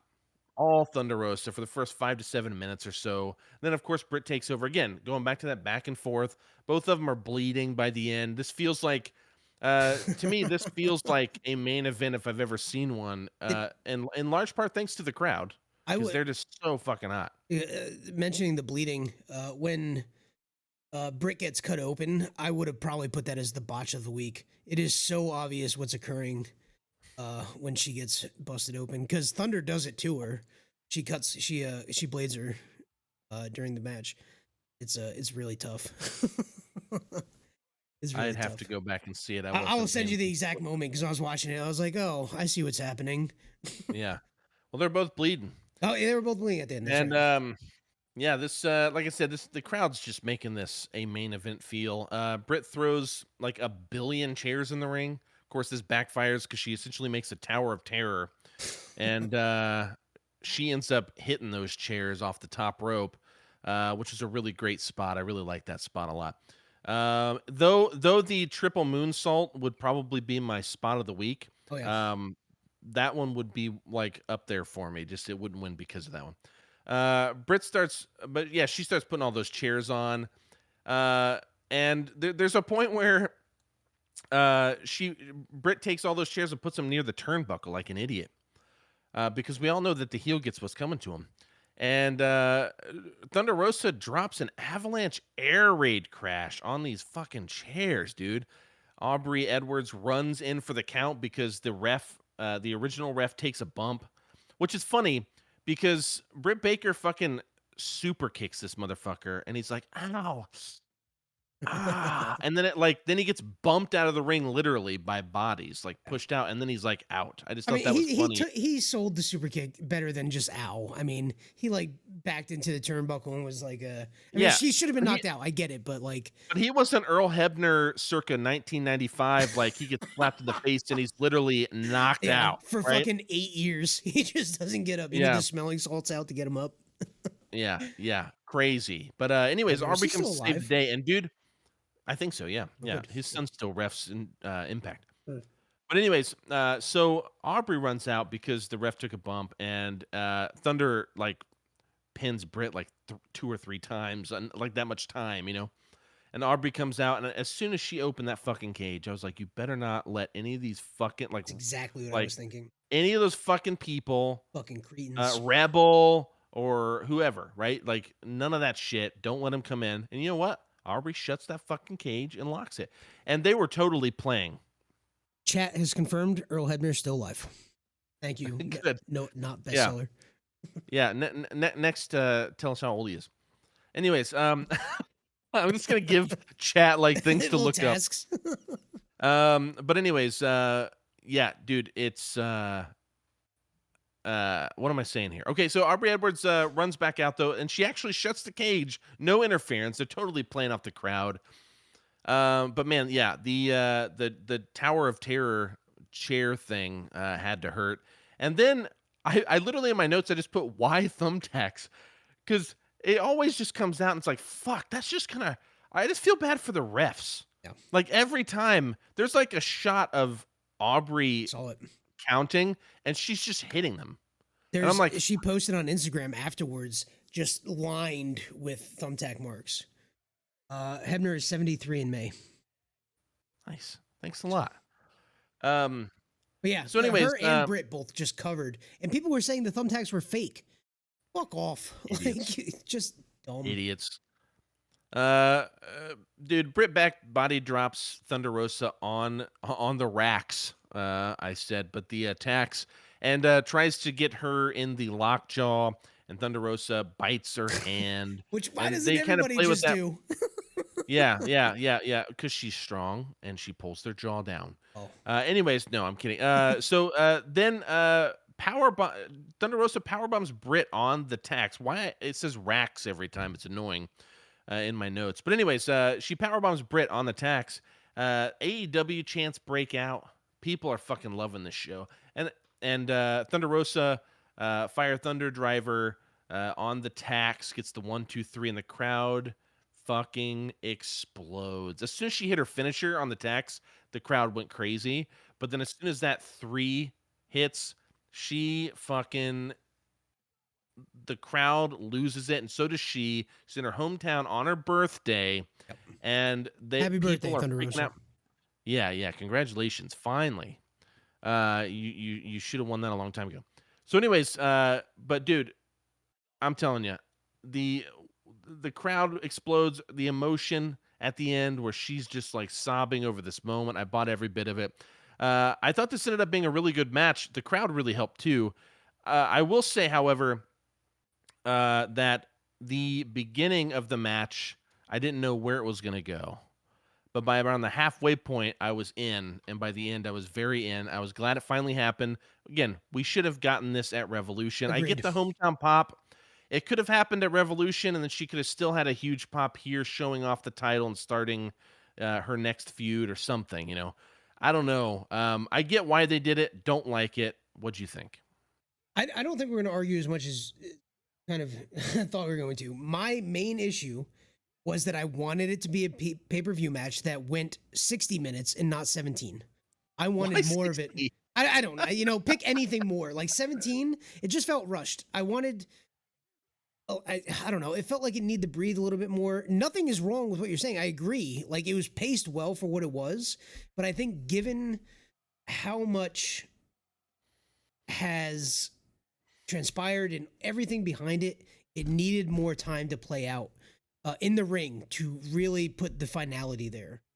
That is my only qualm with it, is the only thing that I'm really not on board with, is that I wanted it to be, give me another 10 or 15 minutes, and I think I would have been right there with you, but it just needed to breathe more. I will say that while the air raid on the chairs didn't look impressive, that had to hurt so fucking bad because they didn't budge and didn't break shit. So when you look at it that way, like that spot, while it didn't look to be the most impressive thing, holy fuck. Like it probably was not comfortable. Like the Tower of Terror where she gets thrown her back on the thing? Yeah, on that tower she built? Yeah. Dude, that fucking hurt. Dude, yeah, that didn't give look good. worth shit. You see her head bounce. I mean, yeah, it didn't really look that great, but fuck, like it's the fucking move itself is just like, damn, you just took that. We have a Holy question shit. from chat, probably based on our conversation. Well, right now, based on our conversation and about Revolution. Not Bestseller asks, do you risk a mixed crowd doing it at Revolution with how over Brit is? In other words, I think asking, like, you know, a crowd that may not have been as into Thunder winning. I personally think so. That's the time to end it. What do you think? Oh, yeah. I thought you were saying that you thought that it would be a half and half. No, I think people would be behind it because most of the largest portion of AEW's wrestling audience just want good wrestling. They want good stories. I think everyone knows that Thunder's going to win eventually. So it's like, why are we just do the fucking thing? Like, your match was so fucking awesome before.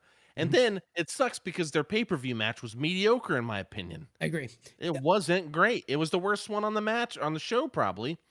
And it sucks because it should have been good. I thought this was really good. It's not their lights out match, but I thought it was really good. Yeah, I mean, it's a lot better than the pay-per-view match. You're never gonna have another lights out though. It was better than the pay-per-view match. I'll give you that. Again, my main problem with it, I wanted more. I wanted it to play out a little bit longer. It felt rushed towards, the latter half is my main issue with it. And upon reflection, I think when I was texting you about it, I was like, yeah, this was disappointing, but reading things and recaps and reviews and seeing other folks, like I kind of loosened up my opinion. I still wish it was longer. I still wish it played out a little bit differently. I still wish they booked it differently so it actually ended when it should have. But we got there. Thunder's the champ. Yeah. And I'm curious to see what happens next. Yeah. Because apparently it's Layla Hirsch on Dynamite. You know how we feel about, or how I feel about Layla Hirsch. Yeah, how you feel. Dude, I'll tell you this. This is exactly what you text me. Ready?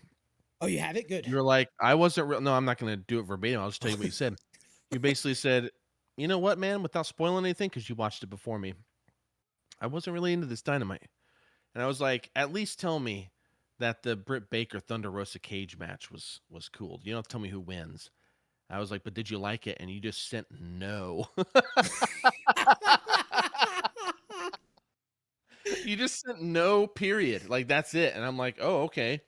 So I'm sitting here thinking we're gonna fight about this thing. No, so You've loosened up. that was also I had some personal shit going on that day too. I think was the day that started happening, so it was probably just a downer to begin with. But you know, upon reflection, I watched the match again actually a couple yesterday, the day before. Um, I'm not gonna say I like it's fine. Yes, give it a B for a Dynamite match. That's still good. It could have been probably an A+ if it was on Revolution. Maybe. I don't know. I think you're wrong. I think you're wrong most of the time.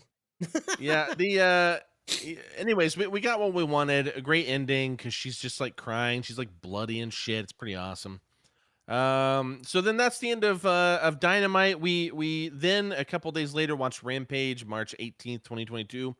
This opens up with a match that was surprising to me. It's Darby Allen versus The Butcher. Andy Williams, again, my podcast, Medium Cool Movie Podcast. I interviewed Andy Williams, The Butcher. Go check that out. It's like episode 9 or something. I don't remember. It's a long time ago, but he's an awesome dude. I'll be honest. For as much as I love Andy Williams, I have never been that impressed with him in AEW. He looks awesome. Fucking, honestly, another match of the week contender. It was for me too. But I gotta say this: he has never impressed me in AEW. Unfortunately, I love, dude. If you're Even never gonna see this, but I love you. Yeah, they called it a pork chop on the show. No matter what he was holding up, some sort of hunk of meat.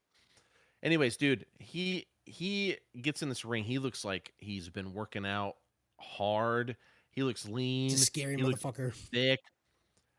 He cut his chin beard off so that he has like just like that thing going on, whatever you want to call that. He just looks mean. Dude looks like a fucking monster. Yeah, he's definitely he's yoked now too, for sure. And he fucking like cut a promo at one point. I don't even remember when it was. He cuts a promo on Darby. I'm like, dude, your promo wasn't even bad. I mean, it wasn't like the greatest, but it was like wasn't bad. I was like, holy shit, because originally he never talked, and I remember listening to him because the Blade has a way deeper voice than Andy Williams. And so they always thought it was weird because the Blade's a smaller guy, but he has like this like kind of Seth Rogen-y voice, but like deeper. But then you have like the Butcher, and he has just like a normal guy voice. It just sounds like a guy. Yeah, no, seriously. Like listen to him on a podcast, and you'll think they're backwards. You know what I mean? But dude, he like cut a promo, and he sounded good. It looked good. I don't remember when the promo was, to be honest. But here's the point, though. They get in this match, and the Butcher not only looks great. I gotta say this: why Jericho is fucking on commentary? This is when I really hate him. I don't like him on commentary. I'm sorry, if you're watching, you can come on if you want. I don't even really care. So here's the thing: he like takes a moment to like interrupt like Excalibur or whatever, just to put over like the Butcher plays music, and because Darby's like stomping his hand or whatever, he's gonna make him stop playing guitar. I'm like, dude, no one fucking cares. Like I get it. Why did that happen? I agree. I remember that was a cringeworthy moment. Maybe that's. But that's what I'm talking about. When he's trying to be cool, and he's trying to do these like pop culture references, and that's a perfect example. Why are you fucking talking about Nobody fucking knows that the Butcher was in a band, right? Like, except like, a small consortium of people. So you're making a reference that most people are probably like, what the fuck? And you know what? JR is put over every time I die. Like whenever he and Jericho have been on, he's like, I think he's a bass player, isn't he? And Jericho's like, no, JR, he's a guitarist, and like he gives him shit. But like they've put him over, and that's cool. Like when JR does it, for some reason, it feels more natural, and it's like awesome. Yeah, I also like that it doesn't make sense. Like when Jericho starts doing these things, he also did the thing with the Keith Lee match too, where he basically just took Taz's line and resold it. It was awful. Like that's his whole MO, and it just doesn't work. I hate him. Anyway, so the Butcher though is just like a guy now. He's not like this kind of like mercenary gimmick where they're like quiet and they just like show up and beat ass. Like he kind of like is just like a guy. I love this.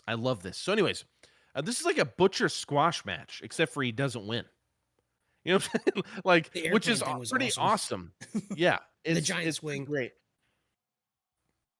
The Butcher gets Darby in a powerbomb position and then just starts ramming him into things. Like instead of lifting him all the way, he just hangs him and he's just like slamming him against the rail, slamming him. Dude, that spot where he hits him against the steel steps was brutal. I mean, there was a Um, lot of spots in this real that were brutal. just fucking brutal. The moment where Darby cannonballs himself with the tope, Yeah. like straight out to hit him, he hits his head on the rail, Yeah. and when he gets in the ring, he's even like rubbing his head because dude, that fucking had to hurt. Darby coffin drops off the top rope to the outside, which had to hurt both men just as bad. Whenever Yeah. you see him do that and his head snaps back, it hurts me a little bit.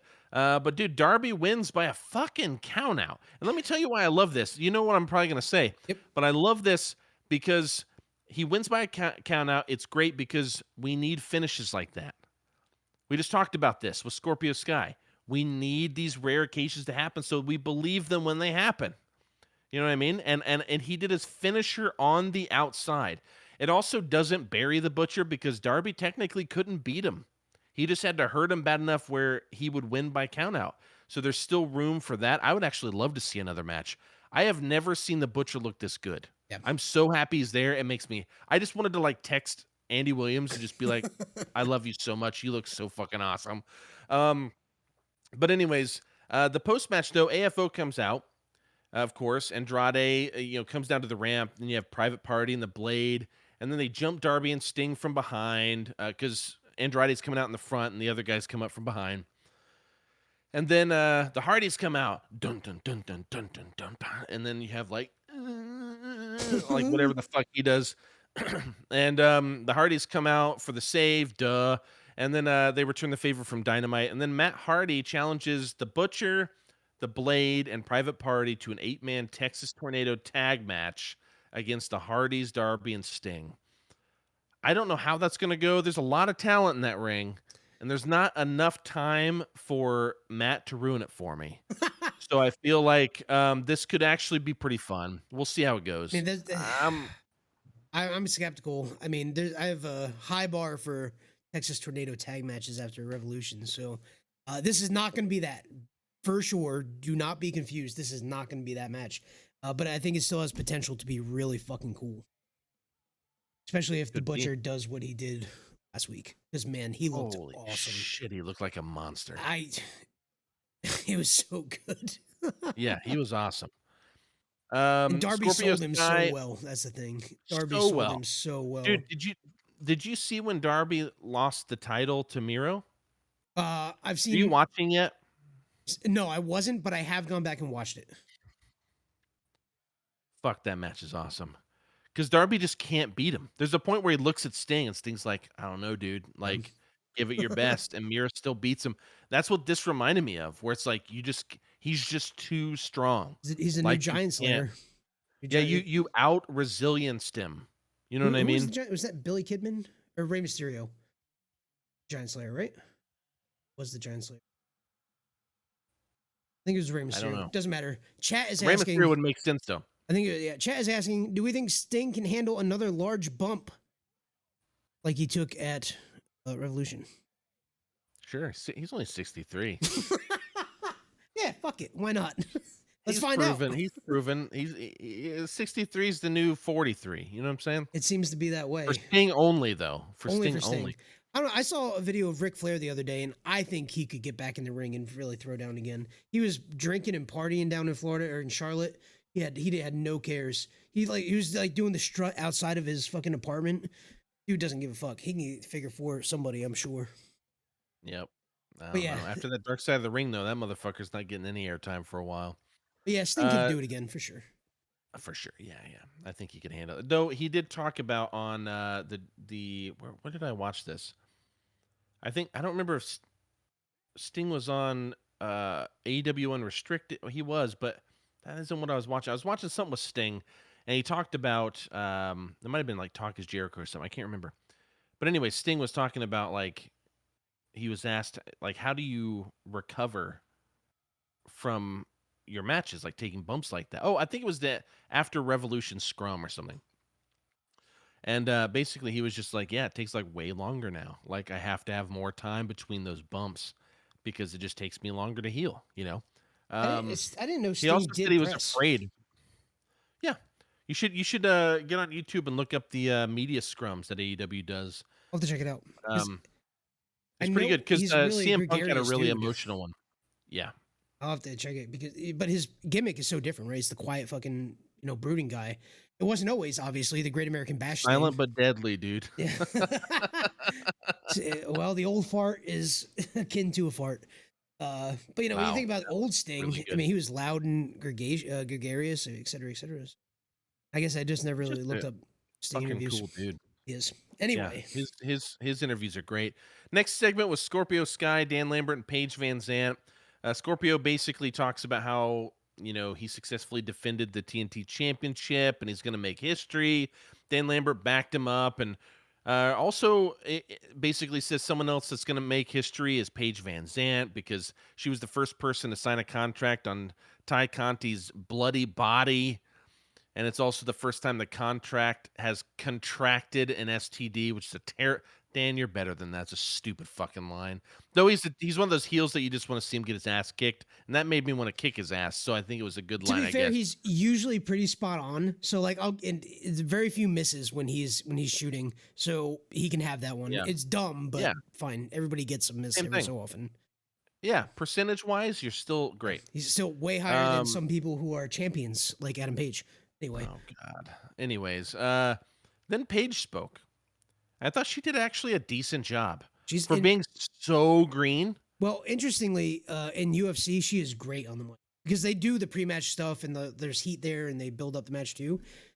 She is one of the better ones in the women's division of UFC. So on the mic, I wasn't surprised. I was like, okay, this sounds like Paige Van Zant doing what Paige Van Zant does. So yeah, that I think she'll be fine with. Again, like I mentioned earlier, I think I'm just worried about her doing something stupid in the ring. Sure. Because I think all those UFC guys that come over have a real hard time with that adjustment of pulling punches. Yeah, I think she could actually get real good if she tries. I think she could. She be just something. started training this week, so we'll see. Yep, just to get more experience. Next up, match. That was the video segment. This is a match: Layla Hirsch versus Red Velvet. This also, well, we'll get there. This is Charlie's favorite match of the week here. Before we get into it, I just want to comment on one last thing. Then I'll let you talk. But because I brought it up last week, Layla Hirsch did acknowledge the Russian flag on her tights. She said it's just what we had. Made a pro-Ukraine statement, and that was acknowledged and got quashed pretty quick. And since I was kind of railing on it last week, I feel it was important to kind of mention that it was mentioned by her. No, that's good. Yeah. So I'm gonna say this because I feel like I know what you're gonna say. I'm not even gonna look at your stupid face. I actually thought this was quite good, and I'll tell you why. Especially since I thought it was gonna be really terrible, dude. No one can deny that they weren't laying in these hits. Holy shit, were they beating the fuck out of each other? Layla's forearming the fuck out of... But Red Velvet's giving it back. I've never seen Red Velvet be this vicious. Dude, because here's one of my biggest things with most of the women's division matches. Most, not all, but most, is they don't lay them in. Things don't feel believable. They all feel like a work. And I want to feel... I don't need them to feel real, per se. But if it... Like the triple moonsault. It takes them way too long to set that up. It's clearly a work. You know what I'm saying? Like it's a gimmick, but it was at least awesome enough to earn that thing. Fun, you get what I mean? Spot. Yeah, for sure. If you're doing a high spot that doesn't earn it and you take way too long and it clearly looks planned, that's stupid, right? And a lot of women's matches feel that way. And I want them to be better, but a lot of them do. And a lot of men's do. But unfortunately, they have so many men on their roster. Those are on Dark. Yeah, like if you watch Dark, like you'll see those too.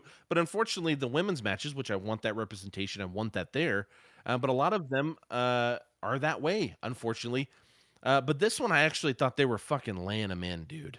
And I was into it. Layla goes to use the turnbuckle rod again on Red Velvet. Not sure how she was going to get away with that, seeing as how the ref was in the ring with Red Velvet, but that's fine. That was like the stupid thing. But Chris Statlander comes in and grabs the rod out of her hand from outside. Red Velvet... throws Layla to the ground when Layla turns around to confront Chris, and then executed a really good corkscrew kick for the win. I mean, I honestly don't have a lot negative to say about this match, minus the fact that the turnbuckle rod was a stupid thing when literally you're walking up to the ref. Like, what are you doing? But aside from that, I actually thought it was pretty decent. I didn't expect Layla to lose, though. My prediction was actually that she'd win because I thought they were building her. Clearly, it's not over with her and Chris, though. Yeah. So I'm assuming that's why she lost because they're trying to rebuild that. I want to say this real quick and then I'll pass it off. I don't have much to say, but I just think it's weird that she has a title match. Okay. Yeah, I don't know. I mean, Dark, she wins all the time, so Juicing I up that don't know. record.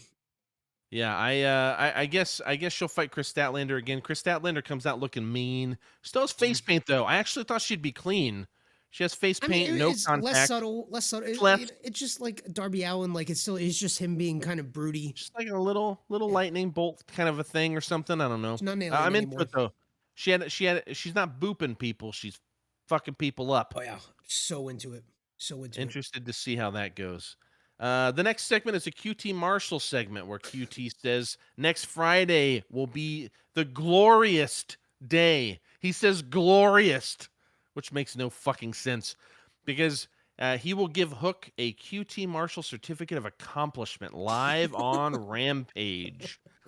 What a fucking geek this guy. dork. We've already put QT Marshall over, but God, he can be a geek sometimes. The next match, though, is House of Black versus Fuego del Sol and Bear County. Bigger than that. Bear Country. House of Black has the fucking best entrance. Dude, they went back. They got rid of that God's Hate intro song for Kings of the Black Throne. Remember whenever I was like burying that song? Not that it's bad. It's just like, fuck, dude, you guys got rid of that fucking awesome song that fit their interest so well for fucking this. Dude, they went back. I don't know if it's the Aminra song or not, but they went to another song like it. Fucking awesome. Dude, and they've used it every time since Buddy Matthews been back. Since they've been labeled as House of Black, they've went back to that music. Fuck, dude. Their entrance is so badass. I just can't put it over enough. It might be my favorite in the show. It's too bad you retired him on our Instagram bit. You'll never see the Malachi Black thing again in your promotion. Yep, well, it's because you gave me two other better choices. Jericho calls Fuego del Dummy, which I laughed out loud. It's the one time he made me laugh, probably ever. Buddy Matthews is fucking huge, too. When you see him in the ring with Fuego, holy shit. Massive. He's like Pac in terms of like being a little dude that is just stacked. Yoked, out of his mind. Sure. Yoked. There you go. Holy shit. But Fuego off the top rope, leaps and hits Brody King, and Brody King just hits him out of the air. He just punches him. He doesn't even like slam him. He just like not even swats. He just like punches him out of the air. Fuego gets a little offense and then is squashed by Buddy Matthews after Brody King does a tope. Malachi does a moonsault dive out of the ring, and House of Black wins. Dude, that move that Buddy Matthews did was awesome. I think that whole match looked really good. Actually pretty fun. I really enjoyed that entire match. And Fuego del Sol, he kind of gives me like some Brooklyn Brawler vibes where like everybody kind of loves him, but he loses all the time and he does some cool stuff in the ring. And he's fun to watch, but he's just going to get squashed. And, he's just an exciting jobber in a lot of ways. He's great. I mean, he's that dude, like, I don't know. He's just like that we saw this all the time with, Marco's stunt was actually over for a little while because you knew he was just going to get squashed if he wasn't on Dark. You know what I'm saying? Or like, like the Crash Hollies and the, what was the little Dudley dude? Spike Dudley. Spike Dudley. Like these guys, when they go up against like fucking Kane or somebody, they're going to get killed. But the second like they start kind of getting over a little bit in the match, people totally back people like this. Dude, Fuego might be the fucking best. Like in terms of like people getting behind him. He's awesome. Spike Dudley was also a big winner in ECW back in the day. Just want to say. Yeah. When he got to WWE, he was fucking basically a guy who just did high spots. But in ECW, he was like actually a dude. Yeah, and to clarify, no shade. Yeah, please don't. Cool. You don't fuck with my ACW boys. FTW champions. Anyways, no, I was kidding. Get fucked. Get fucked. Penta Obscuro segment basically calls out House of Black and says the Death Triangle's the best. And then Alex Abrahantes, dude, holy shit, this guy's over the top. And I like, he cracks me up. I kind of love it. But it's like a bad horror movie, or something. I don't know. He is getting Because it's so geeky. buried on social media. Absolutely He's a fucking geek. buried for it. And it's one of those, I don't mind it. I think it's hilarious. And I think it's supposed to be hilarious because he's matching the personality of Penta, right? Like that's the whole thing. Penta is in this different place because his partner's out and he's whatever. And he's trying to match it. So it's really funny to see when you think about him as like a manager and what's actually occurring, instead of trying to be believing that this is just how he is now. He's just being a good manager. Like this is he's matching his guy's personality. It's as ridiculous as like Undertaker being a dead guy. Yeah. And then having like fucking Paul Bearer. You know, like it's like stupid. You know what I'm saying? Paul Bearer But is it one was of the like best awesome. managers ever in I history. know. It was awesome. But anyways, this same thing, though. segment Same was thing. ridiculous. Yeah. Yeah, really ridiculous. And all it is Penta saying we're the best, and then like I'm gonna kick your ass. That's it. And then you get to Keith Lee versus Max Caster for the main event. This is who you were talking about before. The Acclaim, and then the pre-match segment with Mark Henry. They talk some shit. You know, the first time I saw this spot, this like pre-match thing, I thought it was really lame. The first time ever. And then once Mark Henry got over with the, it's time for the main event thing, and I get that they're doing like the old like Saturday main event shit and all that stuff. I kind of love it now. I mean, it's Acclaim harkening talks to like MMA and stuff too, because they all like Bruce Buffer have his it's time, and Bruce Buffer has that. Michael Buffer has the Are You Ready? And now it's time for the main event. So it's playing into that whole kind of milieu, I suppose. Yeah. The Acclaimed talk some shit and call Keith Lee a King Richard talking a King Richard the Third talking motherfucker. They don't call him motherfucker, but basically it's really funny just because he's like I don't know. And then Keith thanks them for calling him a king, and then says that they are but a stepping stone. And then Keith fills the. It's important to say Keith fills the entire fucking frame. And on the Acclaim side, both of them are in the frame, and there's space. So it's very clearly telling a visual story of this guy is much bigger than you, and he can kill you. Great framing. Whether it was on purpose or not, I'm assuming it is, but whether it was on purpose or not, like great little bit of happenstance there, if not. But yeah, it's time for the main event. We get the big thing. Keith Lee's so good. He is so good. Just walking down to the ring, he's so great. Max's rap was fine. Actually, not as scathing as usual. Usually, he's much more scathing. It was shorter than usual too. He had fewer bars. Fine. No, I don't think so. He always does 4. Does he? Yep. This was just underwhelming. That's why you felt that way. Yeah, fair. So, anyways, so you were talking about this tag team. Before we talk about this, the Acclaim. That's who you thought I was talking about earlier by accident, because the Hardys match was boring. It was. So, I know what you mean. You like fuck. Well, I just had his name in my mind. I like both of them, but the other guy who doesn't rap, everything about him, he's the perfect storyteller in the ring. And I'm not using Anthony perfect. Bowens. Holy shit! And I'm not using perfect lightly here. I think the way he sells, I think the way he presents himself, I think the way in which he performs moves, that dude can tell a story as he's wrestling. Yeah. And it's Anthony Bowens, and Andy's cool because he's like very outspoken about being like homosexual and a big supporter of the LGBT. So it's really cool to see that represented. Yep. Not that has anything to do with this match, but just in general, I think that's really cool. No, but it doesn't make him any better. Yeah, it doesn't make him any better or worse in the ring. He's just good. Yeah, honestly, I didn't even know that until you just told me right now. That's great. Yeah. Wonderful. Great. Good job. Keep it up. Yeah. But man, you're fucking good in the ring. Dude, yeah, and he's big. Like, dude, he really is good. And Max Caster, I don't think is as good a worker because Anthony Bowens is really good. But Max Caster has a certain je ne sais quoi about him, right? He has like this certain kind of it's like you're the asshole friend that for some reason like you're cooler than, but you follow him around. You know what I'm saying? Like you know what I'm saying? Huh. I don't know at all what you mean. Yeah, you used to follow me around. Anyways, Max Caster starts off dodging Lee and taunting him. This is a bad idea. Keith Lee eventually just beats the fuck out of him. There's a point where he throws Caster over his head with ease. Like it's a suplex of some sort, but it ends up just being like this wicked toss. But anyways, Powerhouse Hobbs distracts Lee from the stage, but it doesn't end up affecting him much. He beels Caster across the ring. Caster isn't a small guy. This guy's like taller than me. He's like 6'3" or 4", probably something like that, maybe even taller. Yeah, he's a wrestler. Tall, big guy. Beeled across the ring. Keith Lee drops his finisher for the win. Nothing special, just good. It was a big Death Valley driver. Like, he plowed him into the mat. They both like hopped from the yeah. the There's a lot of weight there. Spring.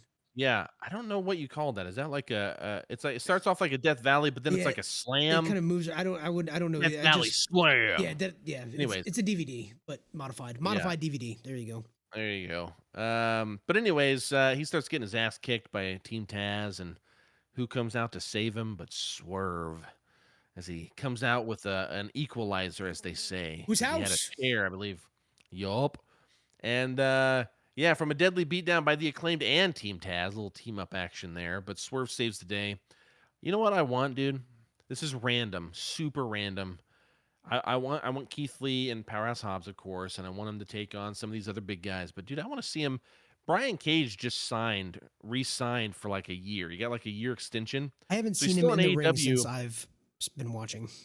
He hasn't been in there since like last fucking summer or something, or spring. It's been a long time. Anyways, he got an extension for some reason, but if they're going to use him, I would actually love to see a fucking muscly motherfucker against just like a naturally fucking strong guy. You know what I'm saying?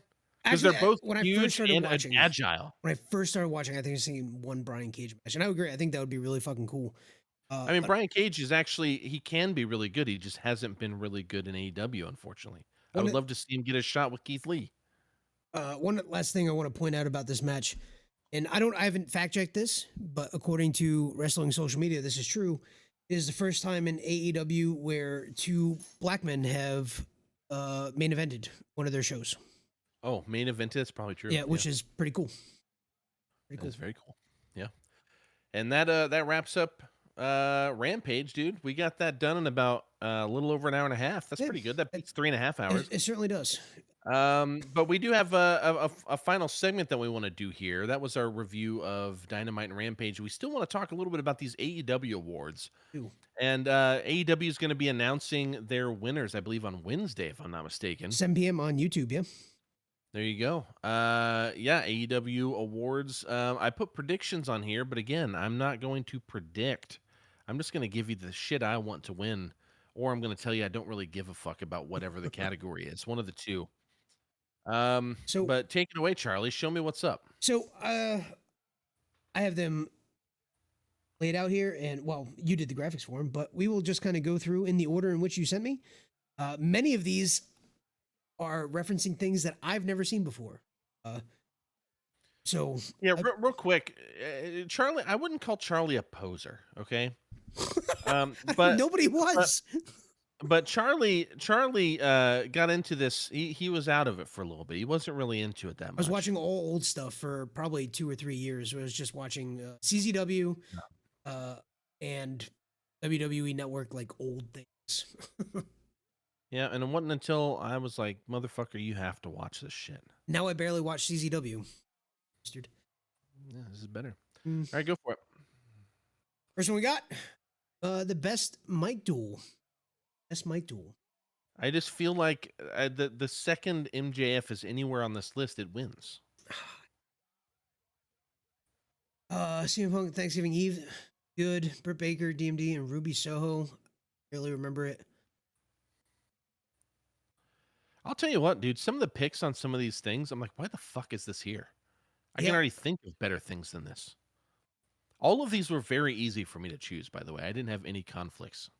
I feel like how much of it is like a recency bias too. Like, are you thinking of things that are like no? The Inner Circle call out Dan Lambert. It's whenever he called him a shit-faced dipshit or whatever he called, like, you know, and then everybody started chanting dipshit. I think that's what they're talking about when they call him out, because it's right before they fought Dan Lambert and American Top Team and that big Oh, yeah. 10-man, but it wasn't. It was fucking Jericho being Jericho in the way I don't like Jericho, and I didn't like the Inner Circle, so fuck that.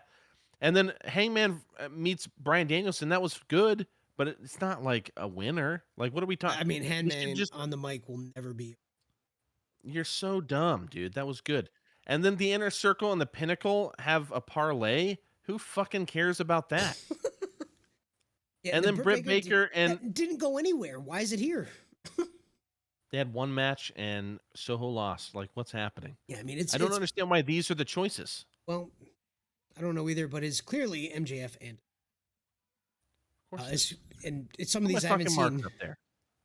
Oh shit, I forgot to set up the markers. No markers. But that's what we're going for. You motherfucker, you. All right. Nominees: Best Tag Team Brawl. I mean, I feel like this one's pretty cut and dry too. We'll see. How about we go back and forth? I started the last one. Why don't you tell me what you're choosing, and then I'll. So, out of the ones that I've seen, which is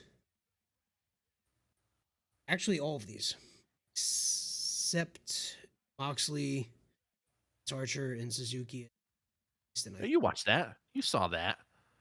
It was on like a Dynamite or something. I talked to you about it. You saw this because I was hyped as fuck about Suzuki. Was that coming one of in. the two matches Suzuki did when he was here? Yep. I mean, either way, Young Bucks and Clearly Lucha Brothers. did not.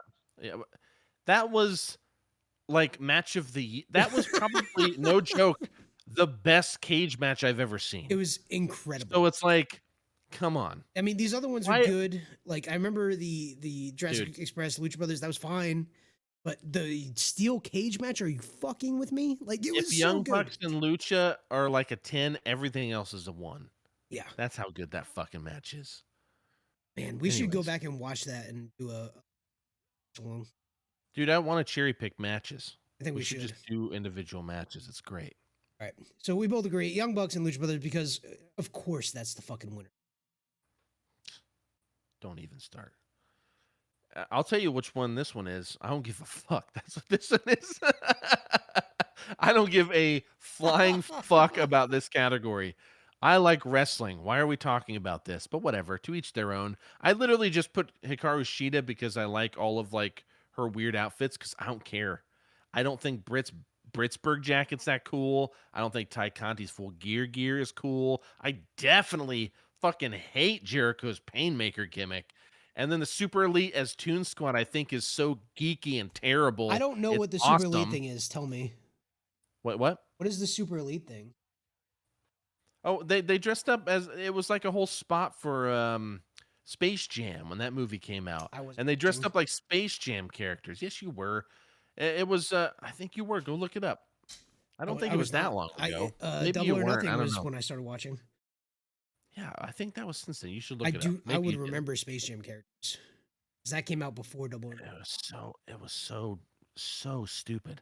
But because they were like a heel dumb idiot faction. This is when the Good Brothers were there, so maybe you didn't actually. No idea who that is. So anyways, this is oh no, yes you do. It's fucking Luke Gallows and Carl Anderson. Yeah. But they were called the Good Brothers. Sorry. So anyways, that's right around the time you and I started talking about this. Because I did talk to you about them, but I don't know if you were watching. So anyways, the point is the point is that they dress up like Space Jam basketball players and they bring a basketball goal out. Dude, it's awesome for them. It was such an awesome thing because it's so stupid. If you described this and didn't tell me which promotion it was, I would have assumed WWE. Right?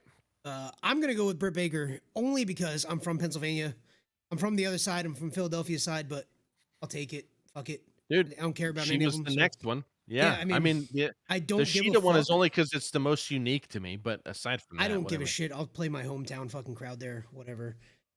Why is this a thing? Nominees: Best High Flyer, Penta El Zero, Dante Martin, Ray Phoenix, Pac, or Riho. All you. I mean, this was easy for me. It's easy. Yeah. I'm torn between Penta and Dante Martin. And what I think, I want to hear what you say, and then I want you to I want to hear your description because I think it has to be one of them. Has to be one. No, it's not. What? Yeah, Ray Phoenix, hands down, is the best high flyer in AEW, bar none. I mean, Penta's great. All of these guys are great, actually. Though Riho, I'm just not a fan of. But, dude, Dante Martin's incredible. Ray Phoenix. I feel like but, maybe. dude, Ray Phoenix, look up any dude, fucking anybody. I mean, I know who he is. Obviously, it's just. Yeah, I guess he's all over the place. That dude, not unlike Dante Martin, does shit that defies gravity. Like, I don't fucking understand what he does, but he also does shit that are like high spots, and he can tell a fucking story. And the dude's just fucking awesome. And he makes Penta look like a ground brawler because the dude's just doing crazy fucking shit, this guy. He like walks across the fucking ropes and shit. This guy's like incredible, Ray Phoenix. If he were a solo dude, make him champion for all I give a shit. That guy's awesome. And I love Pac and I love Penta. Death Triangle are like my homies, even though they feel like fucking mid-carders half the time. But like, I love those guys. And I've told you, Dante Martin, that dude's awesome. Dude, Ray Phoenix, it was like easy. Like I looked at it, I was like, oh, Phoenix is in this, of course. And then I didn't even have to think about it. Well, I did. I'm not saying you have to feel the same way, but I mean, it's a convincing argument because you're right, and it might be recency bias. I'm gonna go with Dante Martin. I think that probably would have been my second guess. I have to admit. You know, because you're right about Penta. When I think about Penta and Ray together, you're like, yeah, like obviously Ray is the guy, but I don't like it's a memory issue. And if I remembered those matches a little bit more, I'd probably say Ray Phoenix. But because Dante is more in my brain, I'm gonna go with him. Yeah, yeah. I mean, who fucking cares about this one? What do you mean? This is a really good. Why is my camera all fucked? I'm like here. Like, why is it like this? I don't know. Bothering me because I'm like off kilter. Fuck. Nobody fucking. Anyways, everybody listens. Nobody watches. I biggest WTF moment. I literally put, but who cares about any of these? I just picked MJF's Long Island Homecoming because I don't give a fuck and I love MJF and I thought it was awesome whenever he actually got cheered like Bret Hart in Canada, which is what he joked about getting. I mean the I don't give a fuck about the Moxley Kingston drive. That's fucking stupid. The NYE street fight with Ty Conti, that was good, but it's not gonna win. Like. And then Hangman Adam Page turns down the Dark Order. Who fuck, like, what? I mean, that, again, cool story arc, but it's, like, not a cool moment.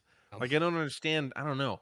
The MJF Long Island Homecoming is the closest I got, because I actually didn't really give a shit about the Travis Scott shoe with tax on it. So, I mean, it was, again, a cool spot in that match. Don't get me wrong. But it's, like, I wasn't like, dude, that's fucking cool. Yeah, so you're going with the MJF Long Island? Easy. So, for me, the biggest the fuck moment is why this is even a category. Moving on. Biggest surprise. Fucking right. Yeah, I don't. Here's the thing. Here's the thing. Like Sammy's 630 through that table was a more what the fuck moment than literally any fucking thing on that list. Why are those the 5 choices? Yeah. You know what I'm saying? No, I get it 100%. Jesus, I'm getting like worked up over here. Take this one. I'm taking a note. All right. Biggest surprise. Again, this was easy for me. Mercedes Martinez. Actually, I knew the name, but I didn't know what she looked like. So I had no idea who she was when she came out. Nothing. Young Bucks turn on John Moxley. Who cares? The formation of the Pinnacle. That wasn't a surprise to me. I mean, not that I saw it coming per se, but I didn't feel like surprise. Darby Allen's return as the Invisible Man, like, whatever. But Adam Cole and Bryan Danielson's debut was great. And let me tell you why, and this is my pick. Everyone thought Danielson was coming back. And then when Cole comes out, the place blows up, and we're like, oh, this is the big reveal. You stop fucking moving and just center yourself. It's bothering me so much, and this is my fault. So Cole is like he comes out and I'm like, oh, this is the big surprise. And then like not even 5 minutes later we get Danielson. Fuck, this was so Like, that was surprise to me because I honestly thought Cole was going to be the only one. I had heard over and over and over in journalism, the journalists and stuff talking about Danielson coming in. I thought, well, I guess they'll bring him in after All Out. No, dude, we got fucking both of them, dude, and Ruby Soho. It's crazy. It was a big night. Can you tell me about the Young Bucks turning on Moxley? That was before me. I don't know what that is about. And I think I'm just actually curious. If I remember correctly, this was when, oh my God, I don't even remember who they were fighting. I remember they I think Mox turned around, he got super kicked in the fucking face. By both of them? Yeah. But it's whenever they turn full heel, I believe. Young Bucks. I imagine it's before they joined the Pinnacle, right? Or never mind. Yeah. I was thinking of Adam Cole's people. It had to be. Yeah. This is exactly what I thought it was. Okay. So it was the Good Brothers. This is before you watch the Good Brothers and Kenny Omega versus the Young Bucks and Mox, and then this is the day where the Young Bucks super kicked Moxley and they all beat him down, and they all did the Too Sweet together, which is the old Bullet Club symbol, of course, the NWO symbol first. So that's what that was. And I just didn't, again, it was not surprising to me. We knew the Bucks were going to end up with them. You know what I mean? Like, it was awesome. Like, I liked it. It wasn't a big shock. You know what I mean? Yeah, all the other ones I wasn't here for. Pinnacle was here before I was around. Mercedes Martinez was not a surprise. Like, I was just like, okay, it's Mercedes Martinez. That's pretty cool. I knew who she was previously because she had stints in some of the things I was watching on YouTube. But I wasn't like, oh shit, she's here. It was just like, oh, this is a pretty good signing kind of deal. Yeah. Darby Allen, the Invisible Man thing, I don't know about. I don't think. It doesn't ring a bell either way. So yeah, Adam Cole and Bryan Danielson at the same time.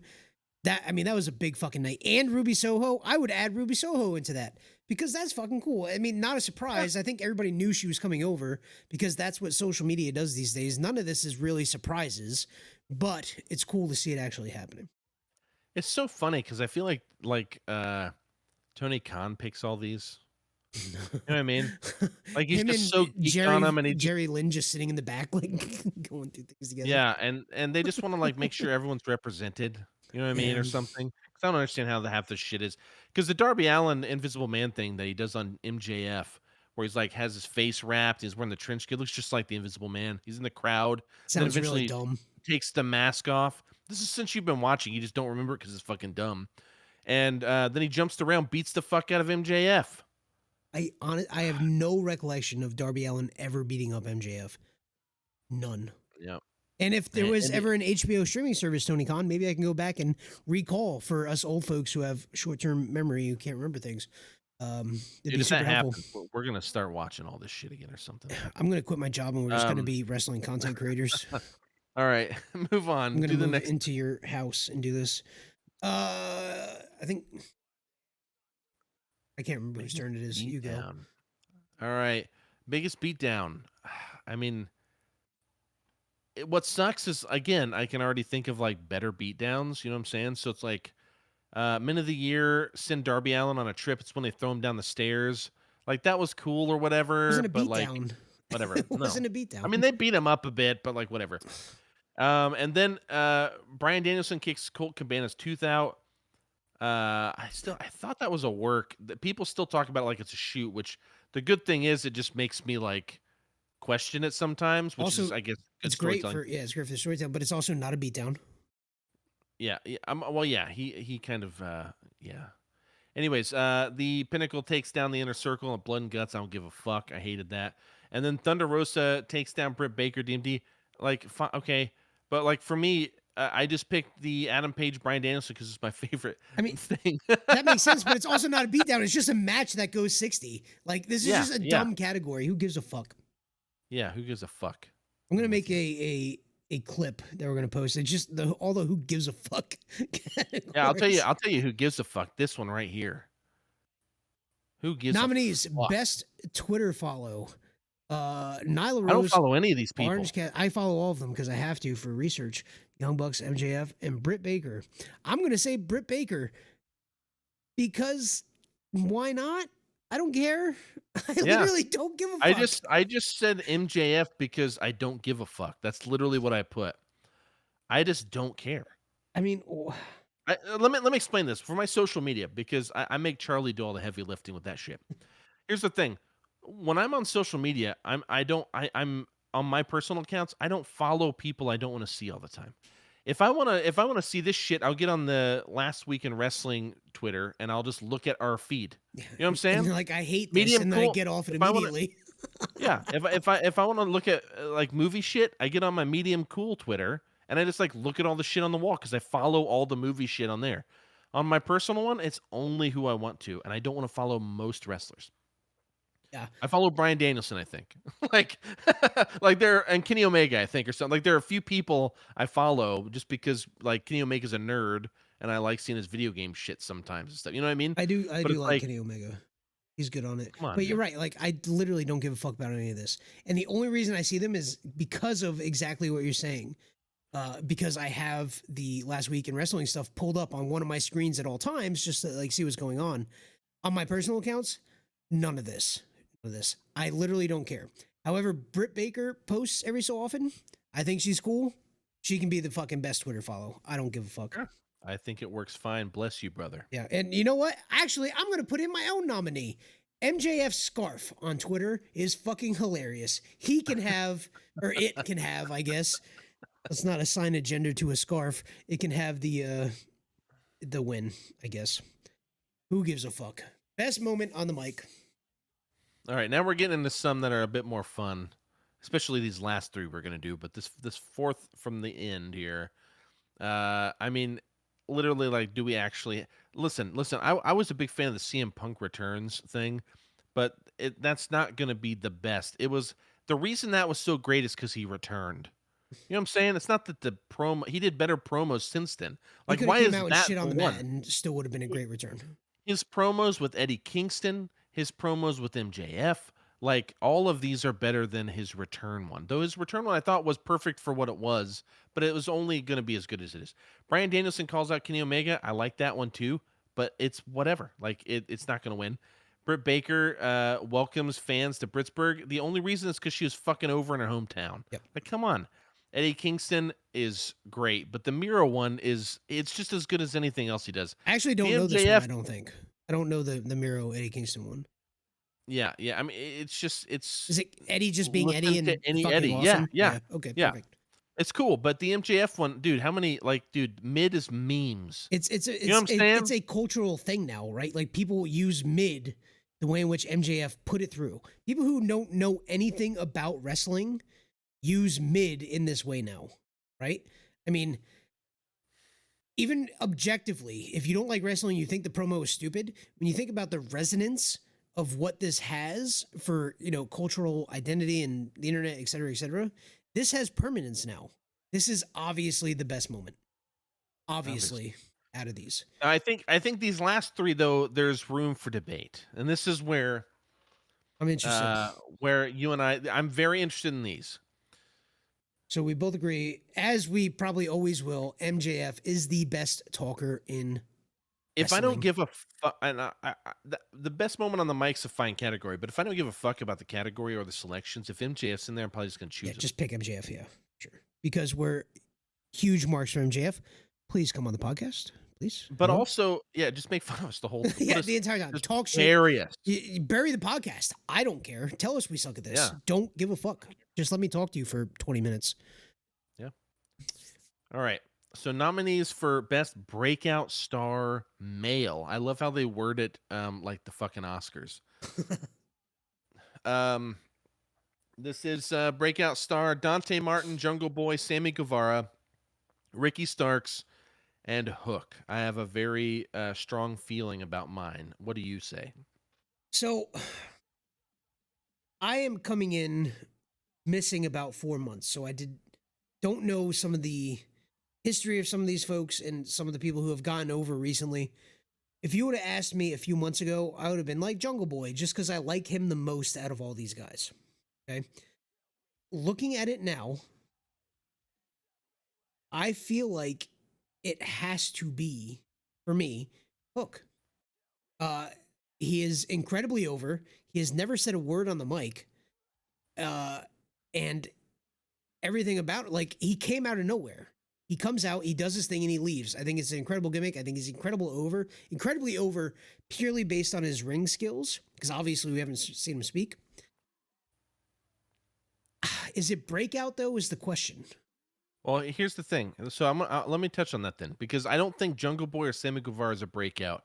They've been there since literally the first episode, since the beginning. That's not breakout, and then. They've been they're just relatively pillars. over progressively, right? Ricky Starks, though I like him, didn't really do a ton in 2021, let's face it. He did commentary and wrestled a few matches. Hook is great, except for his first match was like in the last quarter of the year or something. Okay, yeah, good Dante point. Martin, however, I saw his very first match with his brother on Dark, and the first time I saw them, the very first time I go, they are going somewhere, because they just stood out. Like, you just watched them against these other, like, dark jobbers, basically, and it was like, holy shit, they've got something. And watching, it's much like Adam Page's when he put over Dante Martin after they fought with that completely pointless title match. And he put him over, and he's like, you have grown so much since like the first time I saw you. And that was the exact like promo I'd cut on this guy. Dude started off and he didn't look like he had much charisma. He just looked like the sad boy baby face, and everybody's going to like him. He's got some attitude. He can tell a story now. He can sell better. He can do superhuman shit.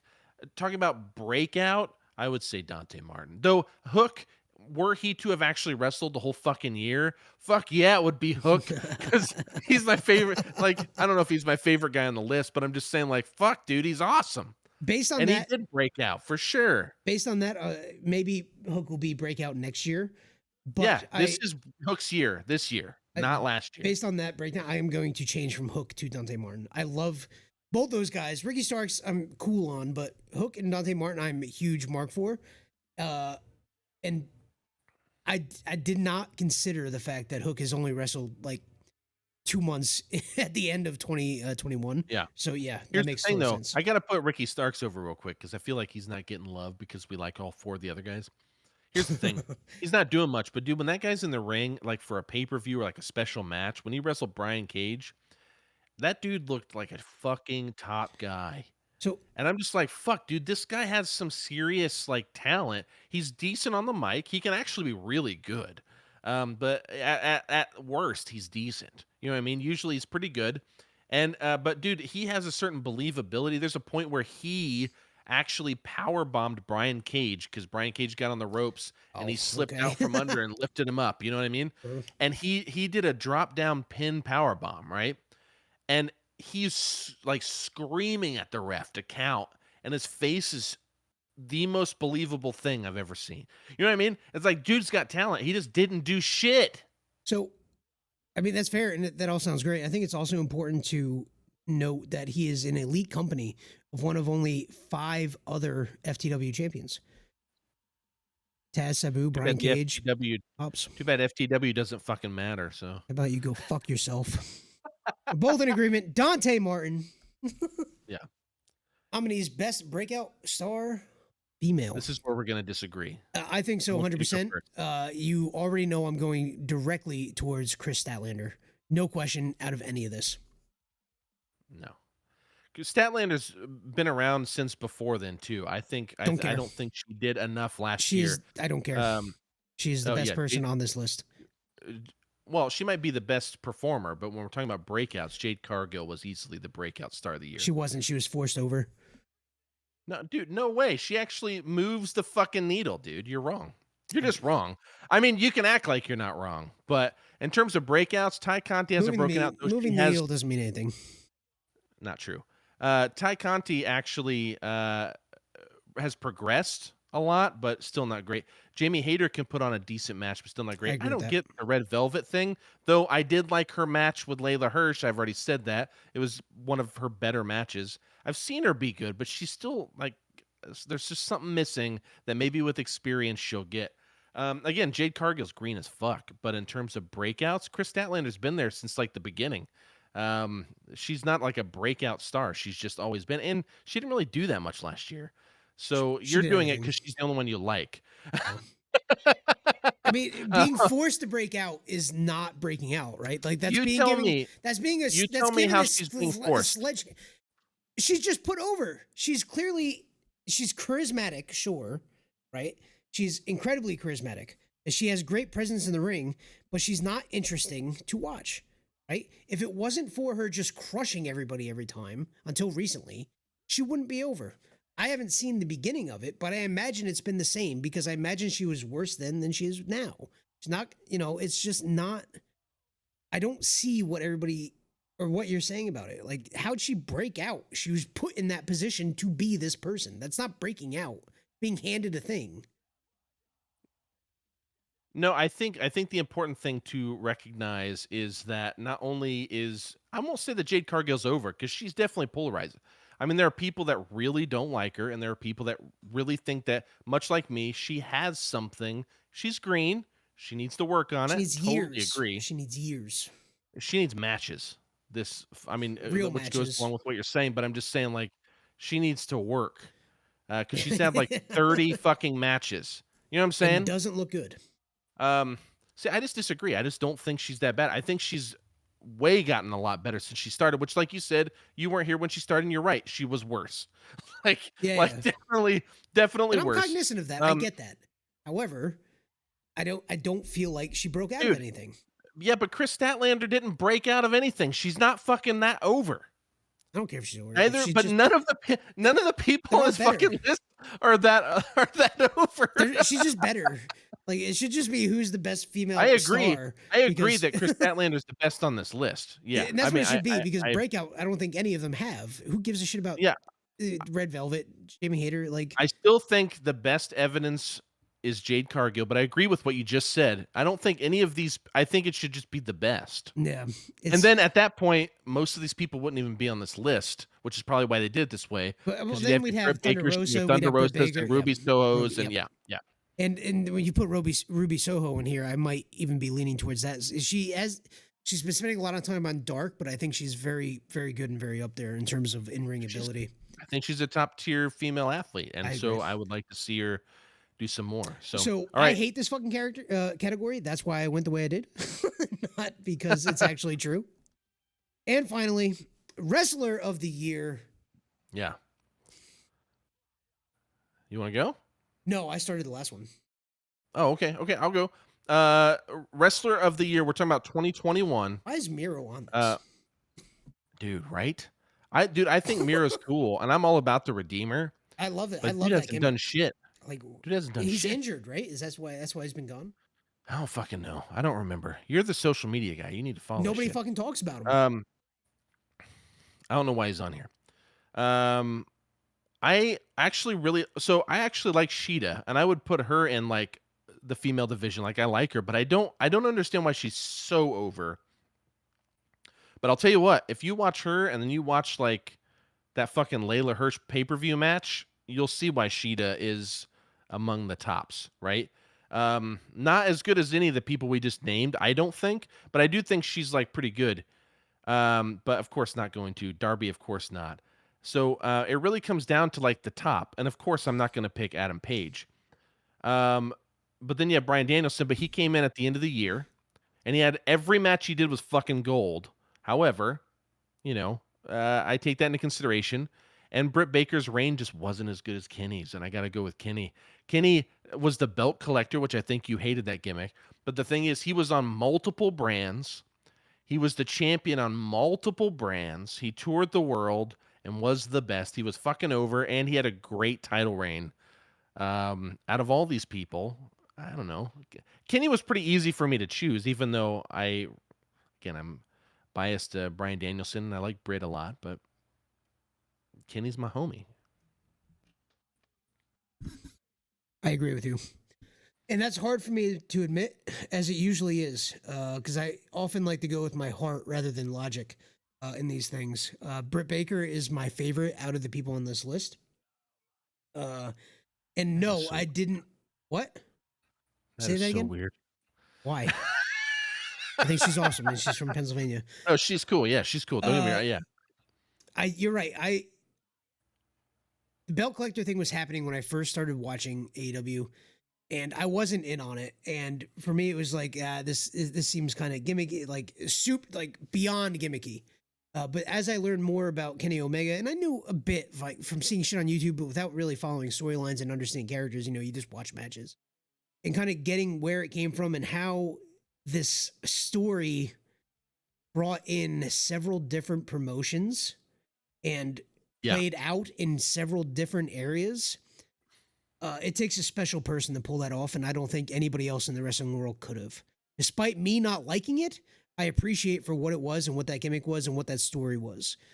And to be fair, he's just a cool dude outside of the ring, and he's a fucking great worker. Bell to bell, who's going to put him up against anybody in any era, he will work right there with them. Wrestler of the year is Kenny Omega. Yeah, he's pretty good. And we're not alone. A lot of people made him. PWI, I believe, made him a top guy. But anyways, yeah, I love Kenny. I gotta say, dude, we gotta watch the Kenny Okada feud. I feel like as wrestling people, and especially since I don't think you've seen his matches with Okada. I'm not familiar with it. No. It's I mean, see, like just that right there just makes you look like a poser. I watched WWE Network. I watched AEW. I watched CZW, and I watched Insane Championship Wrestling. I'm gonna make it so we can watch a New Japan thing. We need to do that. I've seen matches from New Japan, but I've never watched so the Omega Okada feud, there were like 4 or 5 matches total, but there was like a trilogy that really mattered. I think it was 3. But anyways, the first match raised Meltzer's rating score. So like he was I think most of his matches were just 5-star, and that one was like a 6. Yeah. And then the second one that they did was a 6.25, so like it was even better. And of course I'm not that, I wouldn't go that far. Dude, they're fucking awesome, and they're like an hour long. Like we can do a whole series on like learning me in NJPW, because to be fair, I don't watch a lot of it. I watch a lot of hardcore stuff because I'm a homer like that. So yeah, dude. CCW, GCW, shit like that is kind of what I've been watching for the past 5 years. So yeah, it's good. Anyways, that is those are our picks for the AEW Awards. If you agree or disagree, after Charlie stops fucking up our overlay here. If you agree or disagree, you should hit us up on social media. You want to tell them where they can hit us up on social media, Charlie? So on most things, Twitter, Instagram is LWIW Pod. On TikTok, it is Last Week in Wrestling. On YouTube, we don't have a link yet. We need 100 subscribers so we can get Last Week in Wrestling, which is not yet claimed. So if you get on there, just sub. Get us to 100. Put all of our stuff on replay in the background. You don't even have to watch it. Just have it there going on. And give us the views. Make some ad money. We'll spend it on championship belts for our backgrounds. That's pretty cool. And help us out. Help us get to 100 on YouTube so we can help Austin's anxiety, so we can get rid of the stupid long link. But yeah, those are the things. Instagram, Twitter, YouTube.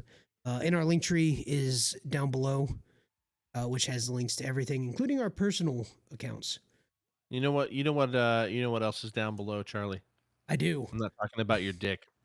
I'm talking about really King's far down Coast below. Coffee. Yep, right there. Coalition. I'm a big fan of the Concur. Go check out King's Coast Coffee. That's .com/LWIW pod to hook us up. We get a little kickback. We're just affiliated, though. They're not sponsoring. That needs to be clear. We're not that cool yet. Not sponsored. Though Chad says that Conqueror is a yummy flavor, and I 100% agree. Yep. I've actually tried every flavor that is currently available. We're on a subscription, so every 2 weeks we just get a new thing. And there's very few that I don't like. And because of Austin, I am a coffee snob. It was the first time I enjoyed a Chemex. Coffee fucking snob. Get the fuck out of here. I mean, you are. No, I'm not. You posted a video on your Instagram of like doing coffee. Yeah, I'm putting over our affiliates, motherfucker. Except for it was Conquer. Very good. Austin. Good show. Thank you, sir. Hey, thank you very much. Everybody, hit us up on social media. We'll be back next Monday at 7 p.m. Eastern Standard Time with more wrestling shit.